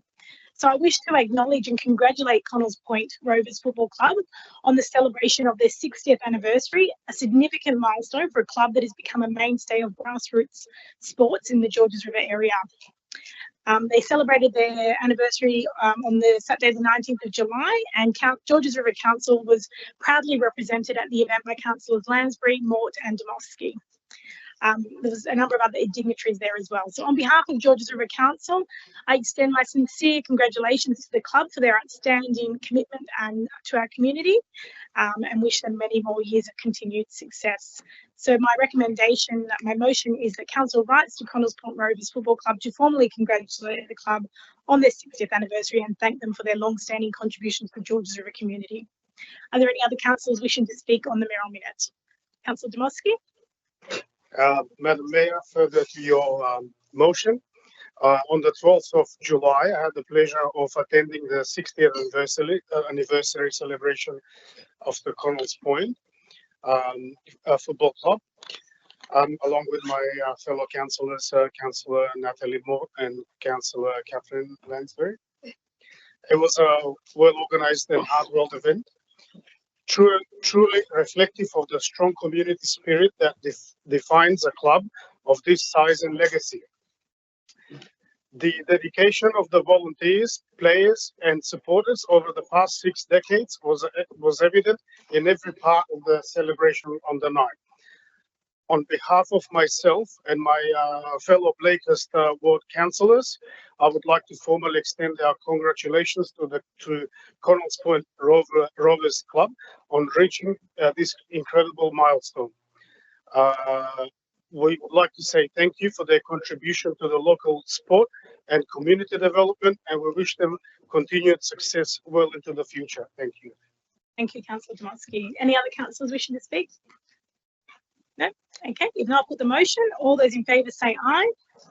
All those against? And declare it carried. Next, we move to condolences. I have a motion of condolence for Mr. John Harris. My motion is that Council notes with deep sadness the passing of Mr. John Harris and extends its sincere condolences to his family, friends and the Sans Souci Football Club community. Mr. Harris was a much-loved and highly respected figure in the local football community, whose extraordinary dedication to the Sans Souci Football Club spanned more than 4 decades. Joining the club in 1958, Mr. Harris was awarded his 40-year service badge in 1997. For many years, he proudly held the record for the longest period of service to the club of 44 years in total. His enduring commitment and contribution to the game left a legacy that continues to inspire all who knew him. A talented footballer, Mr. Harris played across all levels of representative football and was a key member of the legendary Sans Souci team that achieved 12 Champions of Champions titles, an exceptional feat that reflected his skill, determination and unwavering team spirit. A familiar presence at the old Green Clubhouse, Mr. Harris was honoured with the naming of the John Harris Canteen, where the sign once hung. That sign remains at the club today as a permanent tribute to his legacy and his status as a proud life member of the club. Mr. Harris passed away on the 9th of July 2025 at the age of 77. In his honour, a minute of silence was observed before the Premier League match at Clayton Reserve on the following weekend, a fitting tribute to a man who gave so much to the sport and to his community. On behalf of the Georges River Council, we extend our heartfelt sympathies to Mr. Harris's loved ones and to all who had the privilege of knowing and playing alongside him. We honour and remember Mr. Harris for his remarkable life and for the profound impact he made on local football in the Georges River area. And Councillor Mort has a condolence for Nick Francis Bryan. Nick Francis Bryan, who recently passed away, was farewelled at Mater Dei Catholic Church, Blakehurst, by a large congregation. Nick was the second born of 5 sons and grew up in the eastern suburbs of Sydney. He attended high school at Musselman College, Gramwick, and subsequently attended Teachers College to train as a high school teacher. Nick had a long and successful career in high school education as a hands-on teacher, as well as an assistant and acting principal at many schools. He completed his career as a planning advisory consultant for the development of Catholic high schools. Nick and his wife Christine moved to Blakehurst early in their married life and resided at the same home in Grenfell Street, Blakehurst for 47 years. They had 3 children, Hayley, Kimberly and Joel. Nick's association with Mater Dei Blakehurst Catholic Church commenced soon after. Nick's intellect, experience and can-do attitude was welcomed and greatly appreciated over this long association. The parish priest, the members of the parish pastoral council, working committees and parishioners alike were beneficiaries of Nick's input. Nick's friendly demeanour, humility and sense of humour was readily apparent and never wavered over this long-standing association, demonstrating his love for the Mater Dei Blakehurst parish community. Nick's guiding life principles predominantly involved family, faith, friendship and professionalism. The packed congregation was a testament to Nick's high regard within the community. Nick was a good husband, father and brother and a true friend. Simply a fine example of Australian manhood. His presence and sage advice will be sorely missed by the community. Rest in peace, Nick. Thank you. Thank you, Councillor Maud. If we could all please stand for a moment of silence.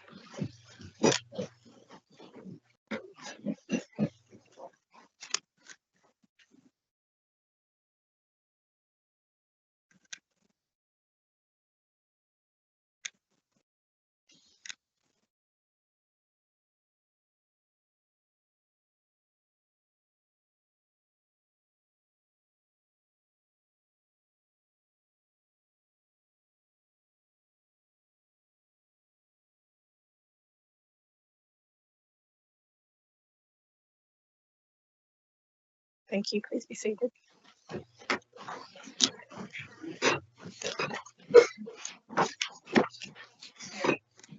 We move to committee reports, and the first one is CCL 05625, the report of the Assets and Infrastructure Committee meeting held on the 14th of July 2025.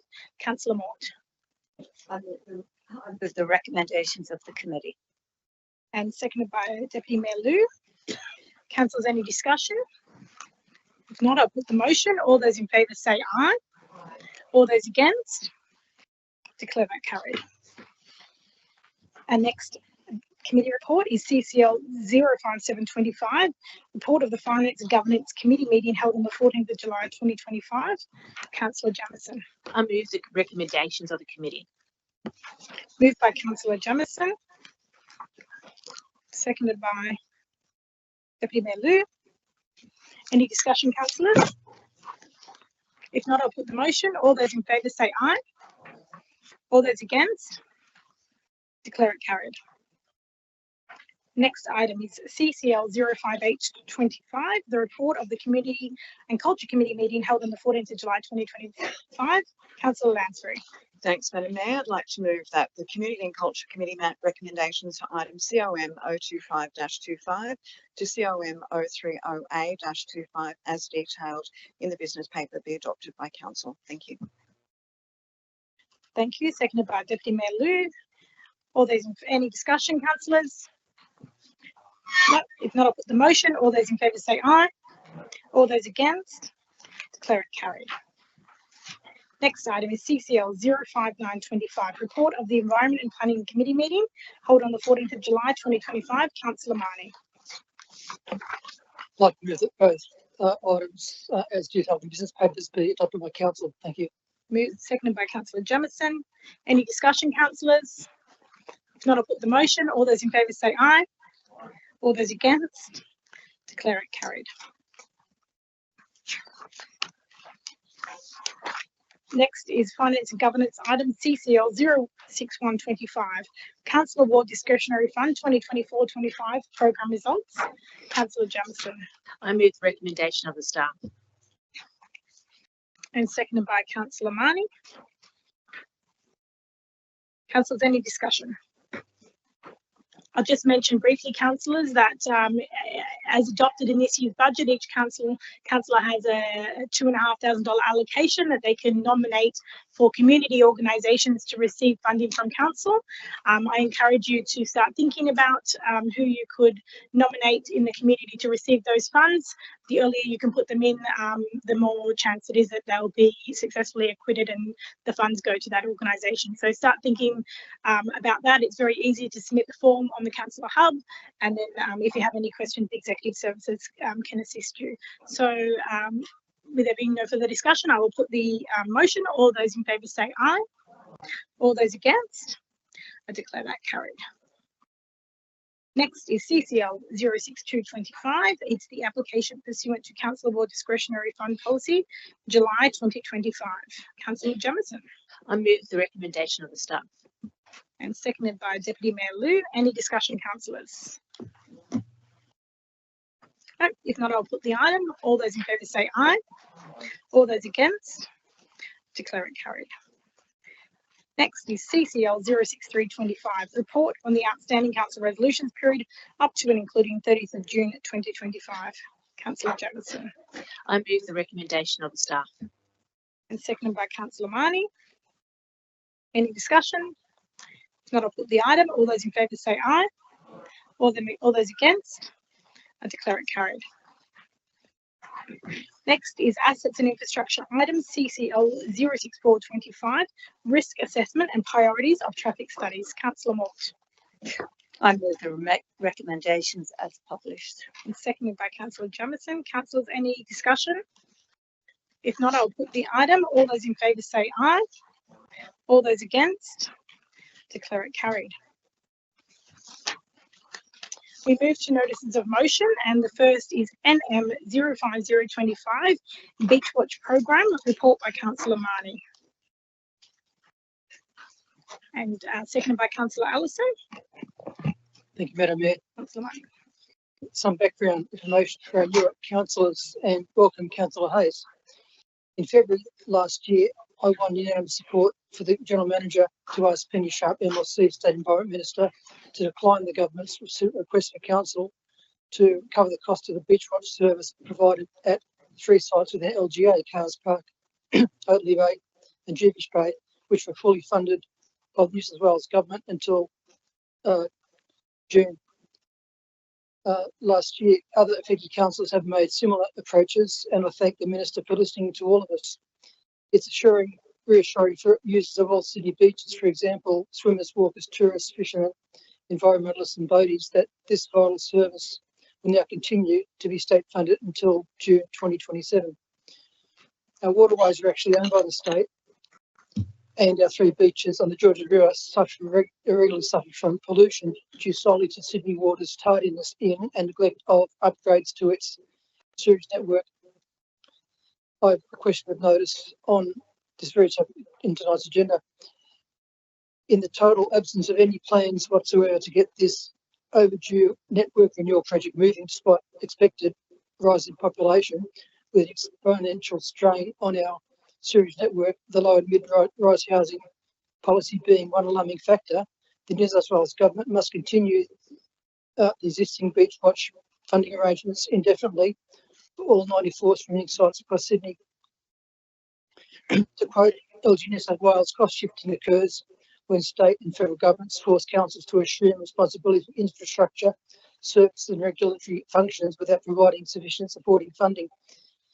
LG New South Wales reported early this month that New South Wales councils were hit with $1.5 billion worth of cost shifting from both levels of government, equating to $500 per ratepayer annually during 23-24, as alluded to by Madam Mayor and explained by the Director in the Mayoral Minute tonight, which highlights that this ill thought out policy simply isn't fair.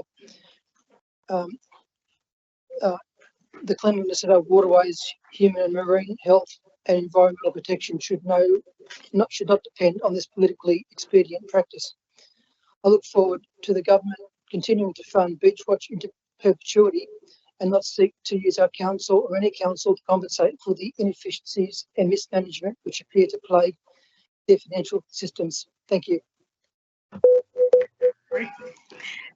Thank you, Councillor Marnie. Councillor Ellison, do you wish to speak for this motion? Reserve my right. You reserve your right. Anybody wishing to speak against? If not, I will put the motion. All those in favour say aye. All those against? Declare it carried. Our next notice of motion is NM 05125, Traffic Study, Hurstville CBD, report by Deputy Mayor Councillor Liu. And seconded by Councillor Domowski. Oh, thank you. Thank you, Mr. Mayor. I just lost a bit of my voice. I try to, I don't think I need to read out A, B, C, D, but I'm saying, I think that's back to the June last year. I started to advocate for these Hurstville CBD traffic congestion. So a year already. The problem is still there. I know that the council already adopt the coming financial year budget. Unfortunately, this one wasn't in it. So that's why I'm still here to advocate for the next financial year budget. Hopefully, it will allocate the money into it, so we can really improve the Hurstville CBD the traffic situation. Not only the people living in Hurstville, I think the people coming to Hurstville, especially coming to Westfield for shopping, they all experienced, especially on Saturday from 10 to 3, I think, on Sunday around the same time. It really at that lock, it can't move. I think there must be some ways. I know there was some short-term or temporary measure, some of the long-term, like traffic study, the whole complex measures. So I've just still to advocate council, allocate the money into it. So hopefully the next financial year we can have the money into it. So thank you for the councillors. If you want to support this one, thank you. Thank you, Deputy Mayor Liu. Councillor Domowski, do you wish to speak for this motion? Deputy Mayor Liu, if you could just turn your microphone off, please. Thank you. Any councillors wishing to speak against the motion? If not, I will put the motion. All those in favour say aye. All those against? I declare it carried. Next, we move to NM 05225, enhancing community partnerships through standardised lease and license terms for community facilities. This is a report by Councillor Pun, who is joining us online. Hello, Councillor Pun. Hi, everyone. Madam Mayor, do you require me to read out the motion in full? No, you don't need to move it out in full. I believe you want to move the motion with an amendment to add additional item C, is that correct? Which the staff have, have on hand? Yeah, I'm happy to accept the amendments that we discussed earlier, including that last minute one from Councillor Moore. That's fine. So if the staff could bring up the, oh, sorry, yes, I'll second it. Councillor Gowan has seconded that. Yes, so we have a seconder on the motion with the additional item. So the staff are just going to bring that up now. Councillor Hunt. Thanks. So just for the benefit of the people in the gallery, it's just adding an extra item C to the motion, which lists the properties that this motion would be applicable to. So you don't need to read it out. Councillor Pun, you may speak to your motion. Thank you, Madam Mayor, and thank you, councillors. Tonight, what this motion is about is providing certainty for our community centres across the LGA, who have contributed so much to particularly migrant and settlement and diverse communities who need that extra support to fit into the community, to understand and to grow into Australia, and to you know, and enhance their Australian citizenships. But in particular, I wanted to point out the work of Kingsgrove Community Centre, which is in my ward and not too far from where I am. It was founded under the former Hurstville Council, first opened its doors in 1968. and I understand it operated out of one room at Smith Park in the Baby Health Centre. It's bolstered again in 2009 with a $3 million commitment by Hurstville Council. In 2016, it celebrated its 50th anniversary, a celebration which was marked, obviously, with much coverage by the local media and attended by both state and federal members on both sides. So it's really a testament to how long Kingsgrove community has been there. The centre, of course, offers many high-quality services on both the Commonwealth and state sides. Particularly, I wanted to mention the Settlement, Engagement and Transition Support, or SETS, which helps migrants and refugees integrate into Australian life. The Commonwealth Home Support Program, which helps elderly people. I'm sure you've all seen or have come across a community centre that has a very lively dancing group. And the Italian dancing and the Chinese dancing is much to be enjoyed if you ever have the chance.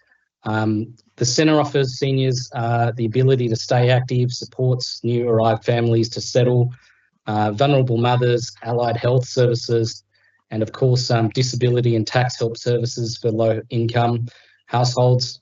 But obviously this large heritage of work that the Kingsgrove community and so many other community centres around the LGA would mean nothing if they don't have the certainty that they deserve. Short-term leases, which this motion attempts to fix, short-term leases make longer-term planning, things like grant applications and staffing and the long-term service expansion plans difficult. So providing a 10-year lease option, if that was the case, council would be saying to these community centres that you are valued, you belong here, and we want you to continue to work here for another 50 years. I just wanted to also use this moment to honour Anne Farrer Hill, a migrant herself who understands what it means to be able to fit in and want to fit in. She celebrated a much celebrated career and is awarded an Order of Australia in 2019. Back to Kingsgrove community, it's earned the trust and respect not only from local residents but our neighbouring community centres and other service providers. Its reputation is built not just on what it does, but how it does it with that integrity and consistency. So councillors, I urge you to support this motion. It's a view to extend this commitment to Kingsgrove community, but not just them, but all the other community centres that we've now listed in Cogra, Hurstville, Mortdale, Riverwood, and across there. And hopefully that we can ensure that these centres continue to serve our community far and beyond. Thank you. Thank you, Councillor Pine. Councillor Gow, do you wish to speak for this motion as a seconder? Not at this stage. Any councillors wishing to speak against? If not, I will put the motion. All those in favour say aye. All those against, declare it carried. Our next motion is NM 05325, additional lighting at Hogden Park, report by Councillor Gow.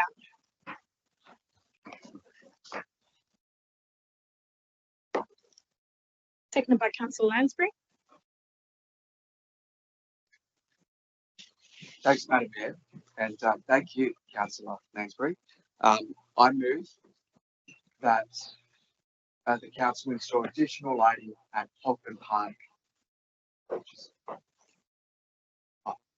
Additional lighting at Hogden Park basketball courts. Programs will automatically switch on at dark and off by 9 p.m.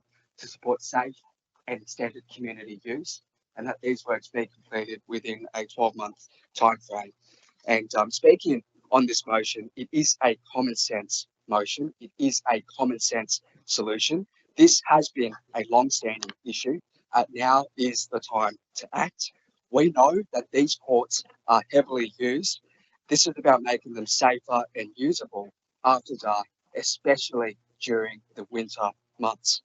We want the lights to be targeted facing the basketball courts and not spilling into homes or the wider park. Now, the council needs to promote healthy and active lifestyles, especially for young people and young families moving here into our area. Our community does not want to see another report that goes nowhere. We need outcomes, not more delays.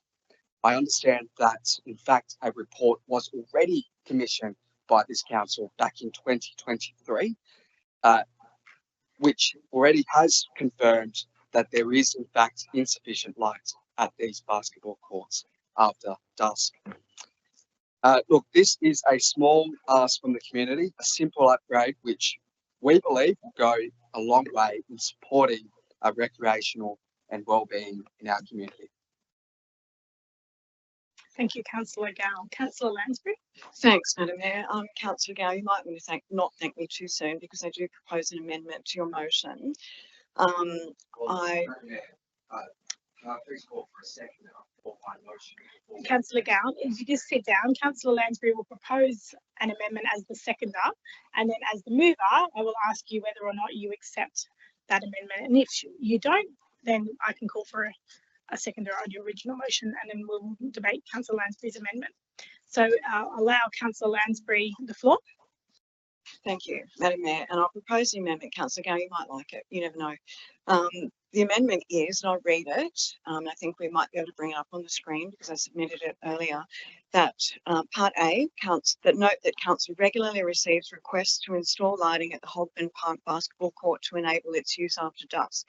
B, that note that the Lux level testing report undertaken by Sports Lighting in January 2023 as per Notice of Motion 052-22 confirmed that the Hogben Park basketball court has insufficient Lux provision for ball and physical training purposes in accordance with AS 2560 after dusk.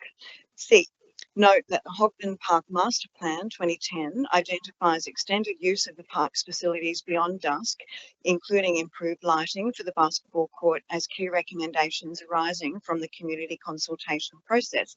D, note that community engagement on the proposed installation of lighting Hogben Park basketball court was conducted in April 2023 with surrounding residents. 17 submissions were received opposing their proposal, primarily due to concerns about increased noise after dark. No letters of support were received. Part E, undertake a new round of community consultation regarding the proposed installation of lighting at the Hogben Park basketball court with a view to assessing the current views and concerns of surrounding residents. F, receive a further report within 6 months outlining I, the results of the community consultation, and II, the financial implications of installing lighting at the basketball court. G, subject to the outcomes of F, include a budget bid for the installation of lighting at the Hogben Park basketball court in the 26-27 capital budget. Councillor Gow, do you accept the amendment from Councillor Lansbury? I would appreciate if the amendment is displayed on the screen for me to consider. We'll just wait for that to come up.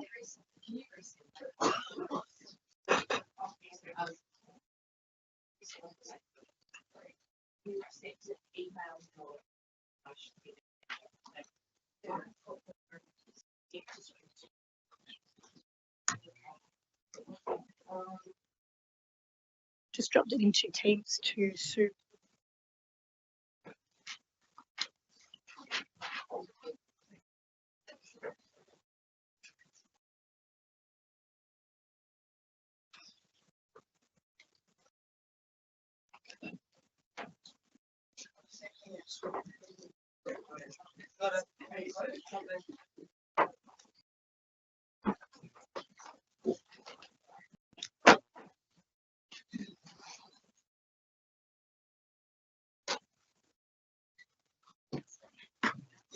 So Councillor Gow, that is up on the screen now.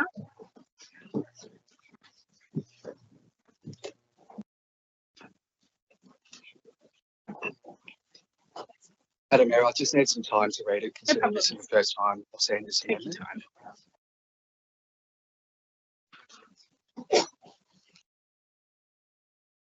You like, yeah, we'll just wait and see if he accepts it. Can I? Councillor Gow, or Madam Mayor, through you, Councillor Gow, I could speak to it to explain my reasons why, if you like, or would you like more time to read it? Through you, Madam Mayor, Councillor. Okay. Okay, thank you. Firstly, I've got to say, wouldn't be a council meeting without a motion about Hogman Park. So thank you, Councillor Gow. We've moved on from the dog park, but that's okay because I believe Fry's Reserve has just opened, so our residents can go down to the one in Bayside. The reason why I've moved this amendment is we've been through this process very many times under the Code of Meeting Practice, which is this document here. I would like to highlight there is item 10.9 in the Code of Meeting Practice. A motion or an amendment to a motion which, if passed, would require the expenditure of funds on works and or services other than those already provided for in the Council's current adopted operational plan must identify the source of funding for the expenditure that is the subject of the motion. If the motion does not identify a funding source, the Council must defer consideration of the matter pending a report from the General Manager on the availability of funds for implementing the motion if adopted. Now, we've been through this a number of times in this chamber, and I have specifically recommended, Councillor Gow, that you make yourself familiar with the Code of Meeting Practice, because as a council, we have to work within that framework. We can't just unilaterally, can't even speak, gentle work today, sorry, I'm sort of a little bit fuzzy. We can't commit council to expend funds just within 12 months or off the back of couple of door knocking or a mobile office perhaps. You can't do that. We are required, we at the last council meeting in June, remember, we passed the budget. That sets the budget for what we're spending on things for the next 12 months. So we can't just now put this in the budget and say we're going to find money for lighting. Yes, it's a great idea.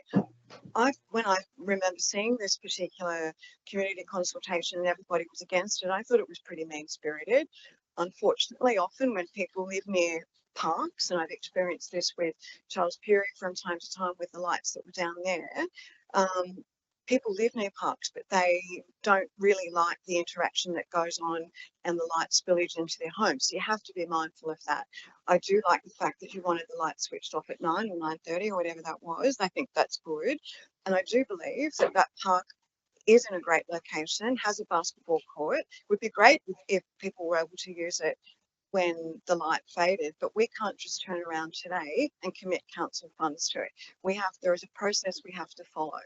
And that's why, unfortunately, most of the motions that you bring to us as a council become amended because they don't follow the correct process according to the Code of Meeting Practice. And item 10.9, clause 10.9 in that Code of Meeting Practice is quite crucial. When everybody puts a motion forward, you can either just call for a report, ask the director. If you'd asked the director, perhaps Director Latta might have explained to you that we'd had this community consultation a couple of years ago and it wasn't well received. It's timely to do it again. We had a speaker here tonight. I don't think she's here anymore. I think she's left. But it is really important that you engage with everybody. Just because somebody wants something doesn't mean everybody else does. One of the first things I learned as a councillor, and I'm sorry to flaunt my experience because I know you hate that, the very first thing I learned 21 years ago was you cannot make everybody happy. You have to pick a position and try and maintain the status quo with common sense to appease as many people as you can and not upset too many people as well. We've got the issue that we're dealing with the Merv Dog Park. We're never going to make everybody happy with that, but we thought that we came to a solution with that. But anyway, listen, I think that this amendment is lawful and it follows the correct procedure according to the Code of Meeting Practice. So councillors, I absolutely agree with the intent of your motion, Councillor Gow, I do, but there's just a way that it needs to be delivered to us as a council for us to support it lawfully. So I just encourage everybody to support this amendment because I think we will get the outcome that we want, possibly not within 12 months. We might have to put it in next year's budget, but at least we can get it on our wish list. Thank you, Councillor Lansbury. Councillor Gow, and they'll come back to you to ask if you have read the amendment and if you're happy to accept the amendment. I have, and I don't accept the amendment. Okay, we will call for a seconder to the original motion. Yep. Yeah. Okay, I second the original motion. Thank you. Councillor Hayes will second the original motion. Okay, and Madam Mayor, I just wanted to quote you back in the June sorry, 2022 Councillor council Gow, meeting. it's not, Speaking for my you've motion, already spoken for your motion. You spoke for your motion when you moved the right it. of reply to Councillor Lansbury. It's So not, as a right of reply, Councillor Gow, please, if you could please sit down and follow the meeting procedure that I'm chairing the meeting. You don't get to just speak when you like. If you could turn your microphone off, please. Councillor Gow has spoken for his original motion. Councillor Lansbury has proposed an amendment which you have not accepted. I've called for a seconder, which Councillor Hayes has now provided. We now are going to call for a seconder on Councillor Lansbury's amendment to your motion. That is the procedure because the amendment will need to be considered first. Councillor Gow. Yes, and I'll give you the opportunity, if you could please sit down and only please stand up when I invite you to speak. Councillor Marnie, are you going to second Councillor Lansbury's amendment? So that is seconded by, moved by Councillor Lansbury and seconded by Councillor Marnie. Councillor Lansbury, do you wish to speak anymore for your amendment? And Councillor Marnie, do you wish to speak for the amendment? Councillor Gow, would you like to speak against Councillor Lansbury's amendment? thank you. Thank you, Madam Mayor. Look, I just wanted to quote yourself, Madam Mayor, from the June 2022 council meeting. Madam Mayor, you said that Hogburn Park is the only recreational park in close proximity to the Cogra North Development Precinct. There is currently no lighting solution at this park, which features very popular full-size basketball courts, meaning by 6 p.m. in winter, it is in complete darkness and not safe or usable for the community to enjoy. Providing lighting at this park, particularly for the basketball court, to enable an increase in the usage after dark in the winter months is a positive outcome for the community and the many users of this park. Madam Mayor, we've already identified that through a community consultation conducted back in 2023, there were only 17 out of 55 objectors. And would you consider that a majority support for those lights? And given the Lux report confirms lighting is insufficient and fails to meet modern safety standards, is this council comfortable in knowingly maintaining a non-compliant facility? And why was this safety issue dropped from the 2024 Capital Works program despite clear evidence of need and community interest? We've already been here back in 2023. I'm only putting this on the table today because we need action. We need outcomes. We don't need more delays. We don't need to see another report, which Councillor Lansbury, you've stated, may not happen in the near future. Thank you, Councillor Gow. I'll respond to your comments as soon as you raised my support of this motion back in 2022. As Councillor Lansbury's amendment notes, that Council does receive regular requests to install lighting at Hogden Park. So obviously I did put forward that motion in 2022. It's not a new idea, and I do think it is a good idea. And I was contacted by residents at the time requesting that. But what I value on council is the opportunity to put an idea to the community and consult with them before council makes decisions to proceed. And that's the process that my motion called for in 2022, was to investigate appropriate lighting solutions and to consult with the nearby community before we implemented those solutions. So that's the report that I called for. The report came back, as you have rightly pointed out, and as the amendment from Councillor Lansbury points out, the report confirmed that the lighting was not adequate, but there is no compliance requirement of council to light parks at night time, and we do need to take into consideration the views of surrounding residents. So I support this motion, but not without consulting the community first. And I think that this amendment from Councillor Lansbury calls for that, to undertake a new round of community consultation regarding the proposed installation of lighting at Hogden Park Basketball Court, with a view to assessing the current views and concerns of surrounding residents. So it's not calling for a new report, Councillor Gow. We've got the information. We know exactly what the information says. It's simply saying, let's find out from the community if there's an objection, because we'll be the ones who will be copying the complaints if we ignore those 17 people. And I think there was 55 people notified. The ones who didn't respond they didn't, there was the people from 18 up to 55 didn't respond. It wasn't that they wrote back and said they were in favour of it.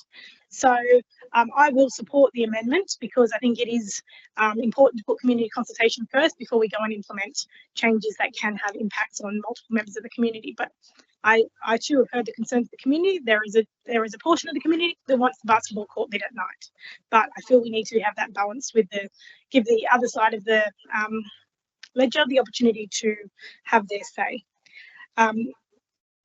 So we have the amendment from Councillor Lansbury that's been spoken to for the amendment by Councillor Lansbury and also by myself, and against the amendment by Councillor Gowd. Councillor Hayes, do you wish to speak against the amendment? No. No. Okay. On that basis, I will put the amendment to a vote. If we could please go around the room to record the votes. So we're voting on the amendment from Councillor Lansbury. Madam Mayor. And for the amendment. Councillor Allison. For. Councillor Anzalotti. Against. Councillor Arthur. Against. Councillor Domovsky. For. Councillor Gow. Against. Councillor Hayes. Against. Councillor Jamieson. For. Councillor Lansbury. For. Councillor Liu. For. Councillor Marnie. For. Councillor Mort. For. Councillor Punn. Against. Councillor Stratokopoulos. For. Councillor Wang. Against.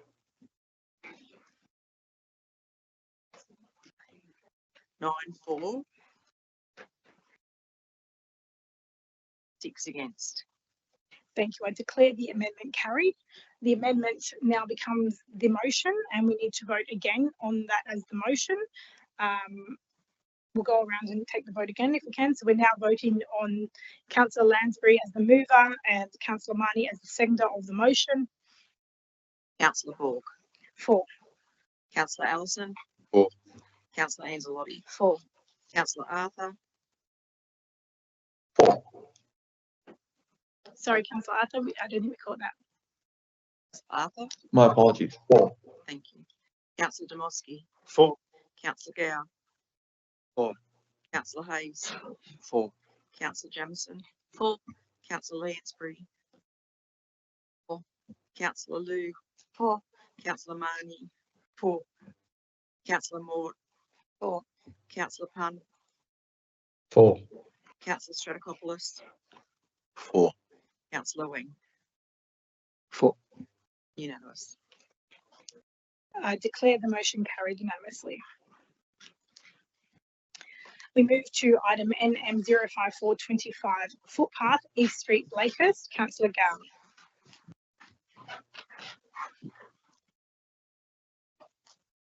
Councillor Lansbury, you seconding the motion?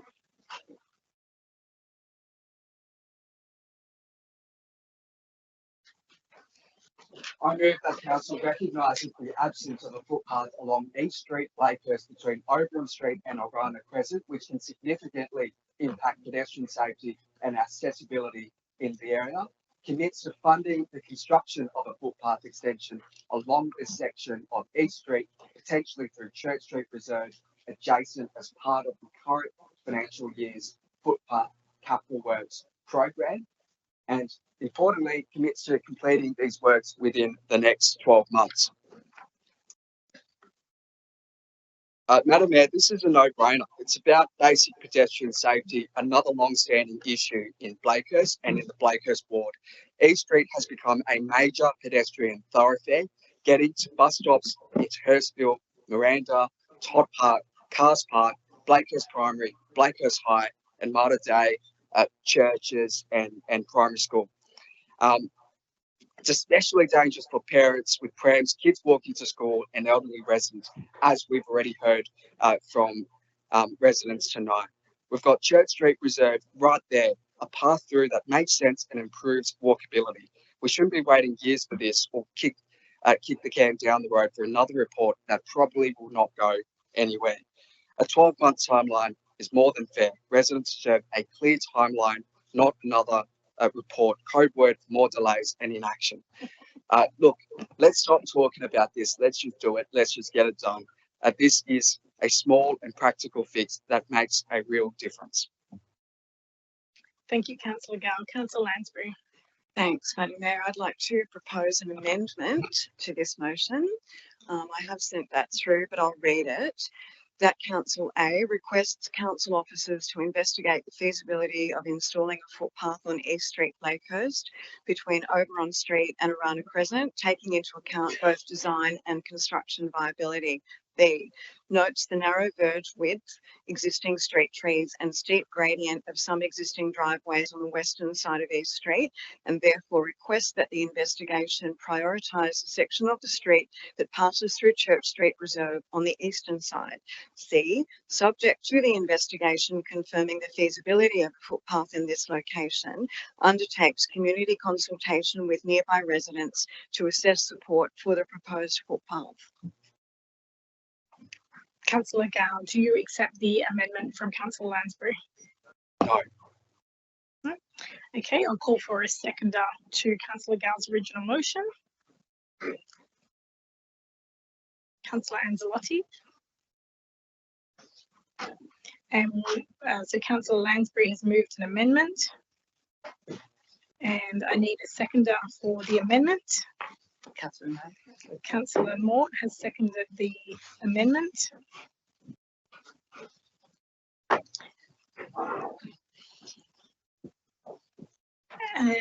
Councillor Lansbury, do you wish to speak to the amendment? Very happy to speak to this, Madam Mayor. Once again, it has a similar principle to the previous motion that under 10.9 of the Code of Meeting Practice, Council cannot consider an item and commit council to an item without knowing how much it's going to cost or whether it's viable. We've been through this very many times in this chamber in the last few months. It surprises me that even the first time councillors still supported Councillor Gale's amendment from last time when I explained to them that we are bound by the Code of Meeting Practice to follow it and its structure when we determine things in this chamber. To just, no, I want to commit this, we're going to do this within 12 months because I've door knocked or I've attended a mobile office in somebody else's ward and found out about it, which I would also like to commend you for taking an interest in Blakehurst Ward. My fellow Blakehurst Ward councillors, I haven't been approached by any of the residents in Blakehurst Ward recently, and this goes back to Cogra. Again, sorry to rub it in that I used to be at Cogra before I was here because I know you hate that. But the last time that was raised, the residents who lived around there didn't want one. And it was also quite unviable and nobody wanted it. So it didn't go ahead. But I'm pleased to see that we had some residents here tonight, and one of them reminded me of what it was like to push a double stroller uphill and down Dale, and I think we've all done that. Those of us who've had a couple of kids have done that. And yeah, it's great to be able to walk the streets, but not everywhere is a suitable location for a footpath. On the eastern side, the western side of the street, where the houses are, is too narrow. It would be like about a brick width. And there are street trees and there are driveways, and it's really quite, and I know the area, believe it or not, I do know the area quite well. Perhaps it would work through Church Street Reserve, but that's something that I'm not to decide, nor are you to decide, because I don't think you're an engineer. I think we need to get our council officers who are engineers to determine if it's viable, and then we need to consult with the surrounding residents and people that use that particular street if they want it, because again, not everybody wants it. Like, yes, speed humps are a great idea, but not outside your house. Not everybody likes a footpath because some people like a grassy verge. We've been through that before. It is completely unrealistic for you to think that you could demand this to be installed within 12 months. Let me tell you, I was reminded within the director's comments that we're getting a footpath in Gold Street. You know how many years that took me to get that one? About 3. Bunyala Street, remember that, Councillor Mort? I'd been agitating for that for years, and during COVID we weren't doing any new footpaths during COVID because money was a bit tight. I kept agitating that, and I'm quite sure that Director Latta would remember that I kept nudging that, trying to get up to the top of the list. But of course the Cogra EO took credit for that, didn't they, Councillor Mort, even though we actually agitated for it here in council. There is a timeline. We've just passed a capital works program in the budget in June. We can't suddenly find another 50, 70, 80 grand for a footpath that you've decided the residents of the good people of East Street are demanding. There's a process to follow. And again, I will direct you to this document. It's on the website.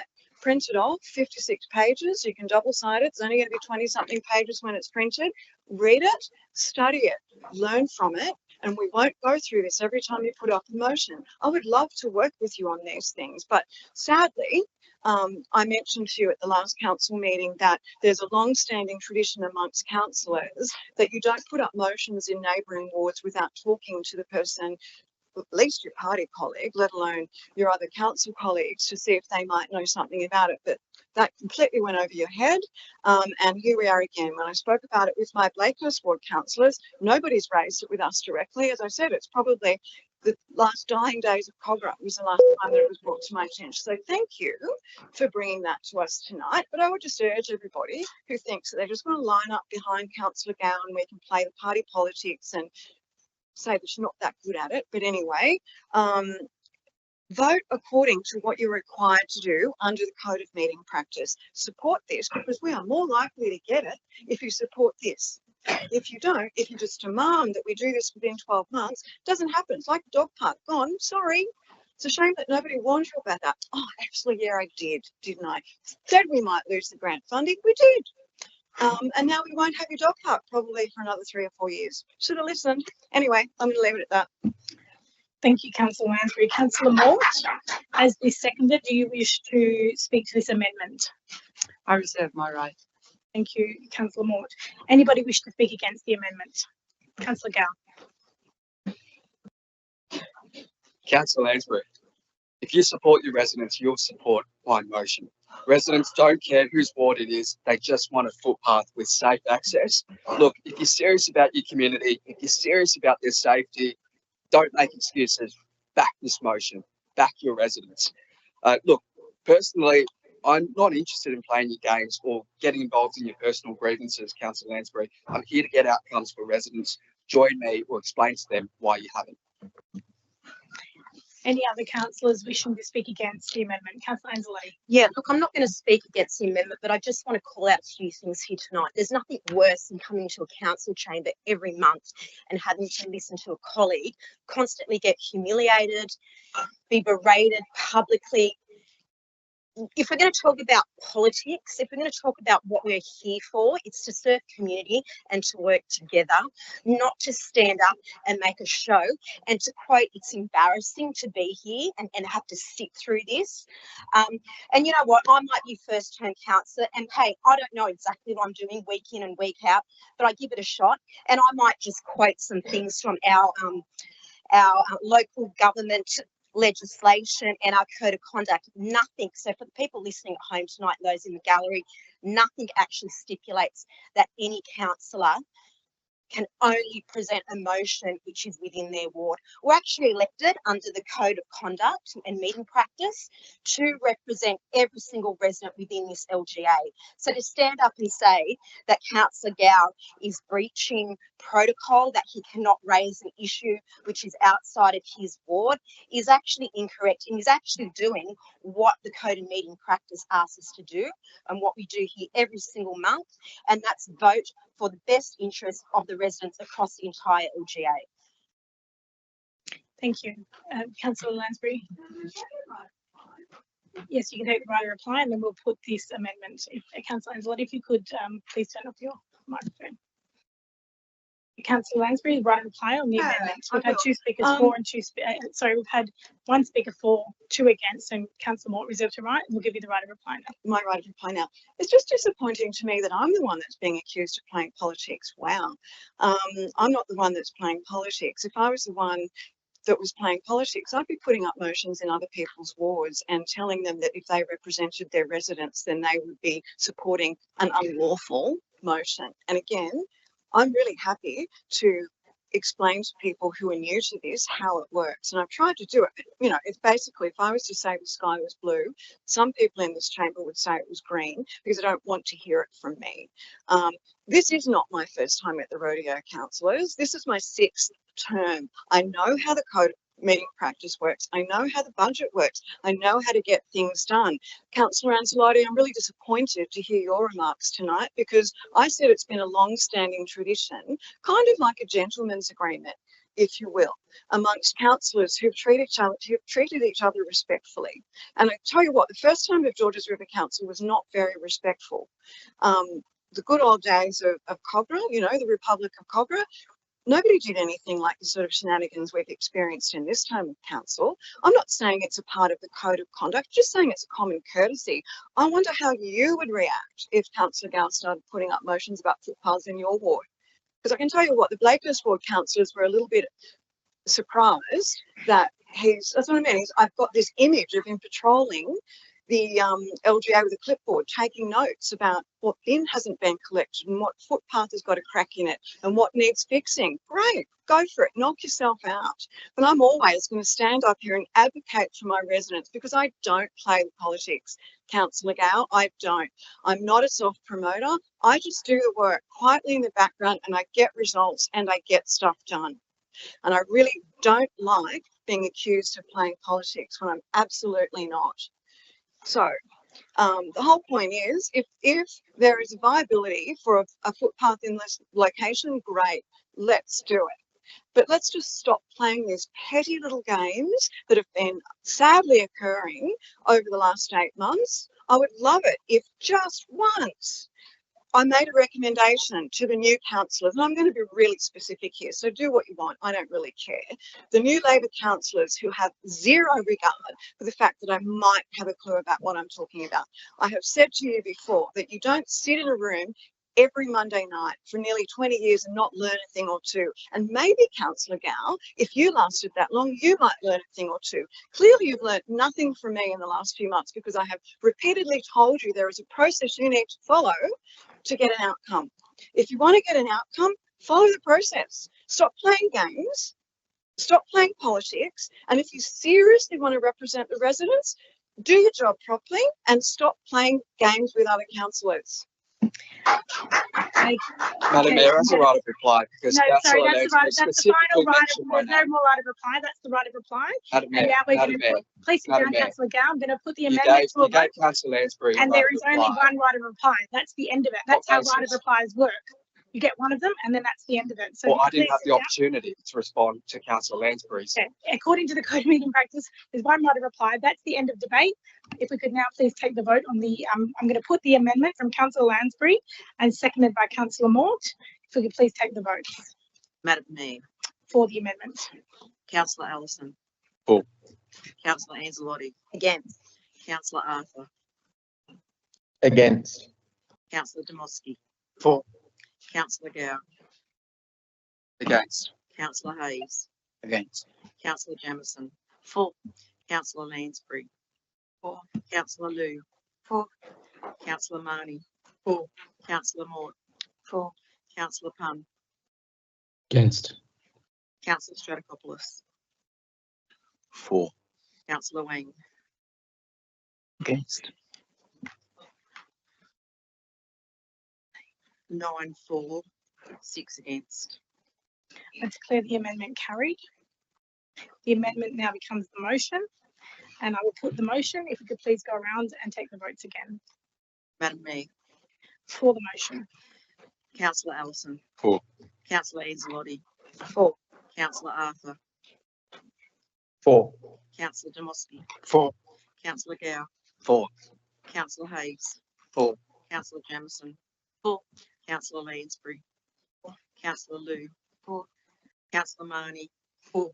Councillor Mort. For. Councillor Punn. For. Councillor Stratokopoulos. For. Councillor Wang. For. Unanimous. I declare the motion carried unanimously. We move to NM 05525, condition of footpath, Railway Parade, Cogra, Councillor Gow. I move that council recognises the poor condition of the existing footpath along Railway Parade in Cogra North and the lack of a continuous path for residents seeking safe access from Cogra Station to Hogben Park. Commits to funding the construction of a footpath extension and upgrade in this location as part of the current financial year's footpath capital works program. And importantly, that these works are completed within 12 months. Call for a seconder. I second it. Seconded by Councillor Hayes.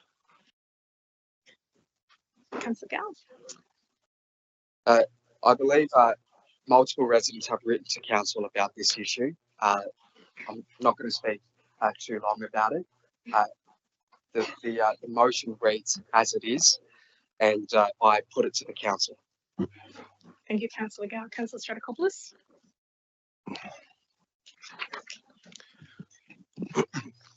Thank you, Madam Mayor. I have an amendment to the motion.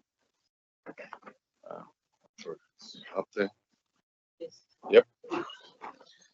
The amendment reads that Council A recognise the importance of pedestrian safety and accessing Cobram North, including the need for continuous and well-maintained footpaths for residents accessing Hogben Park and Cogra Station. B notes that the existing footpath on the eastern side of Railway Parade provides a continuous and safe pedestrian connection between Cogra Town Centre and Hogben Park, including by pedestrian crossing and Refuge Island for safety crossing Railway Parade. C acknowledges the limitations of the western side of Railway Parade due to narrow verge widths, which would not meet current pedestrian safety and accessibility standards. D supports improvements to the existing eastern footpath in line with Council's 4-year condition assessments and capital works planning, and prioritises necessary upgrades to ensure the path meets safety, width and accessibility standards. E requests that any future upgrades to footpaths in this area consider increased pedestrian demand, accessibility requirements and connections to local parks and amenities. Councillors. Just a second, Councillor Stratikopoulos. I'll just ask Councillor Gow if he accepts your amendment. Councillor Gow. I do. You do. Excellent. Okay. Councillors, look, I know it's a radical idea, but perhaps, just perhaps, we should be building footpaths where they can actually fit. I mean, sure, we could ignore decades of planning principles and put pedestrians on a narrow verge, squeezed between fences and traffic. What could possibly go wrong? Fortunately, there's already a continuous, safe footpath on the other side of the street, connected by a pedestrian crossing and even a refuge island. It's almost as if someone thought about safety and accessibility when they built it. So rather than investing public money in creating a problem where one doesn't exist, I fully support the sensible approach in this amendment. Fix what needs fixing, use what already works, and don't pretend a 30-centimetre strip of concrete is a footpath just because you wish it were. Thank you. Okay, so we have Councillor Gow has accepted the amendment from Councillor Stratikopoulos. Councillor Hayes, do you also accept it as the original seconder? I accept it, yes. Any councillors wishing to speak against? If not, I'll put the motion. All those in favour say aye. Aye. All those against? I declare it carried. Our next item is NM 05625, parking congestion, Blakesley Road, Alawa. Councillor Gow. I move that council notes the community concerns regarding parking congestion and misuse of the area adjacent to the post box on Blakesley Road at the intersection of St George Parade, Alawa. Resolves to promptly install appropriate signage, either an Australian Post use only or 15-minute parking sign directly outside the post box to ensure safe and efficient access for post box users. And C, ensures that the signage installation is completed within 3 months. Call for a seconder. Councillor Anzalone. Councillor Gow, do you wish to speak to the motion? Councillor Stratikopoulos. Do you have an amendment, Councillor Stratikopoulos? Thank you, Madam Mayor and fellow Councillor Gow.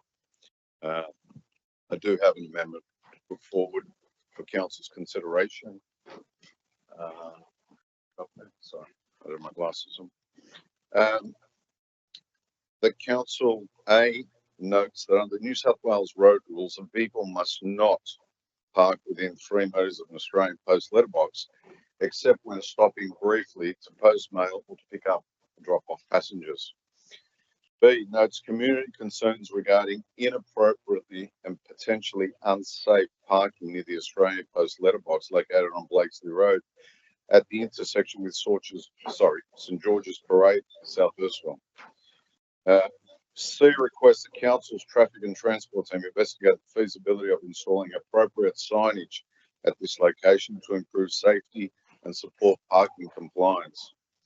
D, further requests that the findings of this investigation be reported to a future meeting of the Georges River Traffic Advisory Committee for consideration, and that the report also include, firstly, information on the signing standards applicable to Australia Post letterboxes across the local government area, and secondly, a number of Australia Post letterboxes located on local roads in Georges River, if this information is readily available.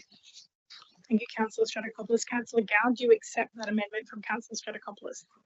Got some questions for the General Manager through you, Madam Mayor. Yeah, sorry, hang on just a second. Councillor Stratikopoulos, if you could just turn your microphone off. Apologies. Thank you. And Councillor Gow. Councillor Stratikopoulos, from what you've read, I seem to have come up with the understanding that you want a report on the feasibility of installing a mail zone sign outside a mailbox. And through you, Madam Mayor, to the General Manager, if we were to follow Councillor Stratikopoulos' motion, can there be a commitment today that this matter will at least be reported to the next available local traffic advisory committee within 3 months? Questions for the General Manager? Through you, Madam Mayor. I think it's unfair that we put a time limit on it, because there's other projects that would have a foot in the door for this one. So what we're doing is we're pushing other projects back. And if council's happy to see that happen, well, there'll be projects that won't ever get completed because they haven't had the opportunity to be at the front of the line. So we can put a time limit on this if you wish, but it'll affect some other project. Another question to the General Manager through you, Madam Mayor. Given the simplicity of installing one sign, what specific part of this request causes delay or complexity? To the General Manager. Through you, Madam Mayor, I think the good councillor has already worked that out, and that's it's got to go to the traffic committee. So there's an impediment straight up. So after that, it's then got to come back to council.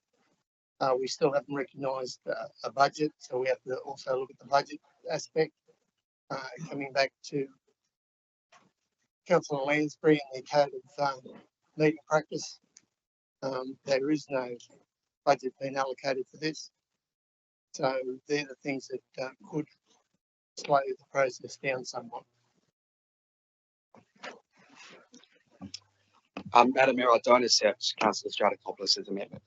Okay, I will call for a seconder on Councillor Stratikopoulos' amendment. Councillor Dmowski has seconded that, and Councillor Stratikopoulos, do you wish to speak to your amendment? Yes, I would, Madam Mayor. Thank you.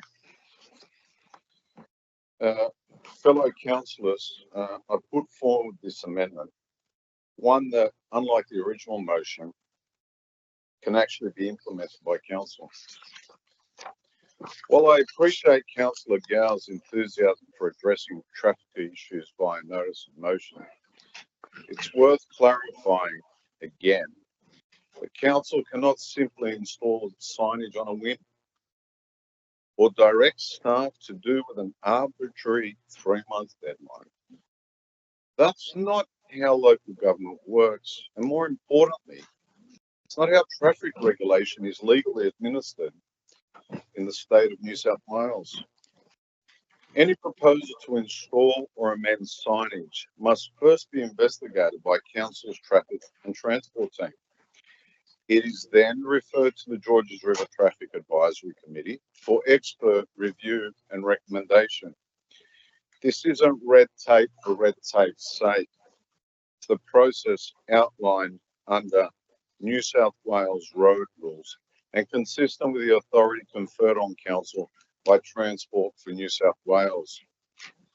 In fact, it's all detailed in a helpful document titled A Guide to the Delegation to Councils for the Regulation of Traffic, including the operation of traffic committees. Perhaps we can ask staff to kindly provide a copy to Councillor Gow for future reference. Given the regularity of notices of motion on traffic matters, I would gently suggest that Councillor Gow take a moment to familiarise himself with the terms of reference of our own Traffic Advisory Committee. There is already a well-established mechanism in place for councillors to raise these kinds of issues. One that doesn't involve bypassing due process or instructing staff from the floor of the chamber. All it takes is a simple councillor request. That said, in the spirit of being helpful, I put forward this amendment to preserve the intent of Councillor Gow's motion, while ensuring the matter is progressed in a way that complies with Council's statutory responsibilities. The amendment recognises the community's concerns, references the relevant New South Wales road rule regarding parking near Australia Post letterboxes, and outlines the proper path for investigation and reporting. Imagine that. And just to keep things tidy, I've also corrected the suburb in question. The post box is located on Blakesley Road, South Hurstville. That's right, South Hurstville, not Allawah. Accuracy matters when you're asking for operational works to be considered. The amendment also requests broader context, including signage standards near postal infrastructure across the LGA. And if it's not too much trouble, the number of Australia Post letterboxes located on local roads. That way, we won't need a new motion for each new one. This amendment follows the rules, respects the process, and avoids setting unrealistic expectations. I commend it to the chamber, fellow councillors, and hope that it will guide more effective contributions moving forward. Thank you. Thank you, Councillor Stratikopoulos. Councillor Dymowski, do you wish to speak as the seconder of the amendment? No problems. Anybody wishing to speak against the amendment? I speak against the amendment, Madam Mayor.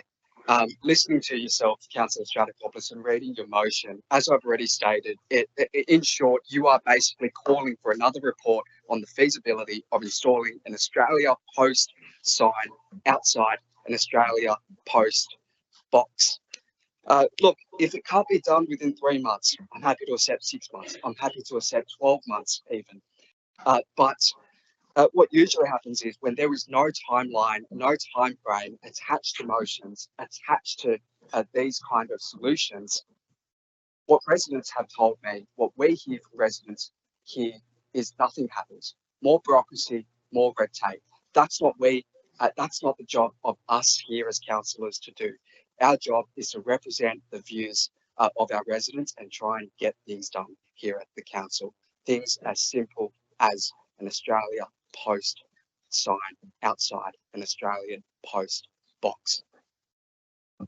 Councillor Gow, I think it's important to note that what sometimes seems like a very simple request of putting up a sign outside a post box is not always simple. There are legal requirements around what signs exist. We can't just make up signs. I don't know what signs can legally be placed to signpost Australia Post box, or if it can actually legally be done. I don't know. That's part of what the investigation needs to take place. And I think our manager of strategic placemaking has provided a matrix to us, and it's probably in the report tonight. On simple requests like this, it doesn't take that long to do the investigation, but there is a long list already that they're working their way through. So it's not that it's calling for a report, it's calling for it's not an investigation. They have to go and find out what signs can legally be put in place because there's standards. You can't make up new signs. You can only put ones in that exist and then bring that to the traffic committee. So it's a pretty standard process. It's not seeking to delay. It's just the standard process that needs to go through before it can be put up. We can't just make up road signs and request them to be put in place. Madam Mayor, look, I assume you won't allow me a right of reply to you just then. Sorry, say again. Can you allow a right of reply to your? Yeah, if there's no other speakers for or against, I'm happy to give you the right of reply and then we will put the amendment. Thanks, Madam Mayor. I'm not supporting Councillor Stratokopoulos' amendment only because, look, we've heard from the General Manager already that there can't be a timeline on something as simple as this. I do believe. I think that's the comments that the General Manager said. He said councillors are of a mind they can put a timeline, but be aware that in doing so, they are elevating this ahead of other projects already on the list. So I don't believe that the General Manager said that you can't put a timeline. He said that's a decision for councillors. This is purely a matter of education for drivers and parkers in our area. Councillor Stratokopoulos has already noted in his motion that under New South Wales road rules, a vehicle must not park within 3 metres of an Australian Post letterbox. However, in fact, at this location, it happens every day. We don't have enough rangers to patrol it. We don't have enough police officers to enforce these laws. A simple thing like a sign can make a real difference. Okay, we will put the question. Sorry, just and just a question I don't know who to put to, but if we have a problem because people can't follow the rules because it says the post office boxes and they don't understand the rules, and we haven't got the police in, why would a sign make any difference when they're just about to ignore it? I don't understand. If the issue is policing the signage that's already there, which is on letterboxes, why would a sign make any difference? I think we'll take it as a comment. I think the point is there's many road rules that exist that aren't signposted. For example, long and heavy vehicles are not allowed to be parked in residential streets, but we're not going to put a sign up in every single residential street stating that long and heavy vehicles can't park in every street. So there's certain road rules that you simply can't signpost for. So that will be part of the investigation. I'm not going to take any more comments. I'm going to put the amendment from Councillor Stratokopoulos that is being seconded by Councillor Dmowski. If we could please go around and take the votes on Councillor Stratokopoulos' amendment. Madam Mayor. For. Councillor Allison. For. Councillor Anzalotti. Against. Councillor Arthur. Against. Councillor Dmowski. For. Councillor Gow. Against. Councillor Hayes. Against. Councillor Jamieson. For. Councillor Lansbury. For. Councillor Liu. For. Councillor Marnie. For. Councillor Maud. For. Councillor Punn. Against. Councillor Stratokopoulos. For. Councillor Wang. Against. 9 for, 6 against. I declare the amendment carried. The amendment becomes the motion. I'm going to put the motion. If we could please go around and take the votes again. Madam Mayor. For. Councillor Allison. For. Councillor Anzalotti. For. Councillor Arthur. For. Councillor Dmowski. For. Councillor Gow. For. Councillor Hayes. For. Councillor Jamieson. For. Councillor Lansbury. For. Councillor Liu. For. Councillor Marnie. For. Councillor Maud. For. Councillor Punn. For. Councillor Stratokopoulos. For. Councillor Wang. For. Unanimous. I declare the motion carried. We move to NM 05725, Mortdale Village Parking. Councillor Jamieson. Thank you. Do I have a second? Seconded by Councillor Marnie. Yeah, thank you. I just wanted to, I think, appease the people that there is things that have been done and we just haven't publicised it. And I want them to know that they're not forgotten and that we're still trying to do stuff to help them with a Mortdale master plan and the issues that were raised, 2 years ago now, 1.5 to 2 years ago. Thanks. Thank you, Councillor Jamieson. Councillor Marnie, do you wish to speak to the motion? Any councillors wishing to speak against? If not, I will put the motion. All those in favour say aye. All those against? I declare it carried. Next, we move to NN 05825, poker machine gambling effects. Councillor Lansbury. Thanks, Madam Mayor. Seconded by I won't Councillor read the Marnie. entire motion as, sorry. Sorry, seconded by Councillor Marnie. Sorry. I won't read it all as it appears on a business paper, but I would like to start by thanking Dr. Glenn Powell from Wesley Mission, who spoke to us tonight. Some of the statistics that you shared with us are extremely sobering. I think I heard you say that in the first quarter of this year, $93 million. I think at the end of last year's quarter was $73 million was lost in Georges River. It's hard to get your head around those sorts of figures. And all I'm really asking with this motion is for us to continue the good work that Georges River is currently doing in supporting several initiatives already, but to join the Put Pokies in Their Place campaign and show some leadership in our LGA. I think given that, I think we're number 7 in pokey losses in the state is pretty concerning. Given that our population is between 150 160,000, and I would think that not everybody who lives in the LGA is gambling, but whoever is gambling in our LGA is spending a hell of a lot of money there and losing it, and that impacts on people's lives. I think more than $1 million every hour is being lost in poker machines in New South Wales. New South Wales has more than half of the poker machines in Australia. WA doesn't really have them. They've only got them in one location, and that's in their casino. They seem to be doing okay without them. I have pretty strong personal views on poker machines, and I think that I'm old enough to remember going back a few years when, say, in the late 90s, when poker machines started their creep into pubs and clubs, and instead of them just having a few of them, I remember meeting a former Director General of Gaming and Racing at an event in the early 2000s, and so I cheekily said to him, "So you're responsible for putting all the poker machines in clubs?" And he said, "No, I'm not. I actually advised against it. I said we should have a maximum of 8, but the government at the time, which I'm sorry to say was the Labor government, allowed them to proliferate. It really impacted things like the live music scene in Sydney and New South Wales. We had the lockout laws that came later, but the poker machines actually were the first ones that actually really damaged aspects of that life. There are places that removed poker machines. We have shown leadership before in, again, good old Cogra.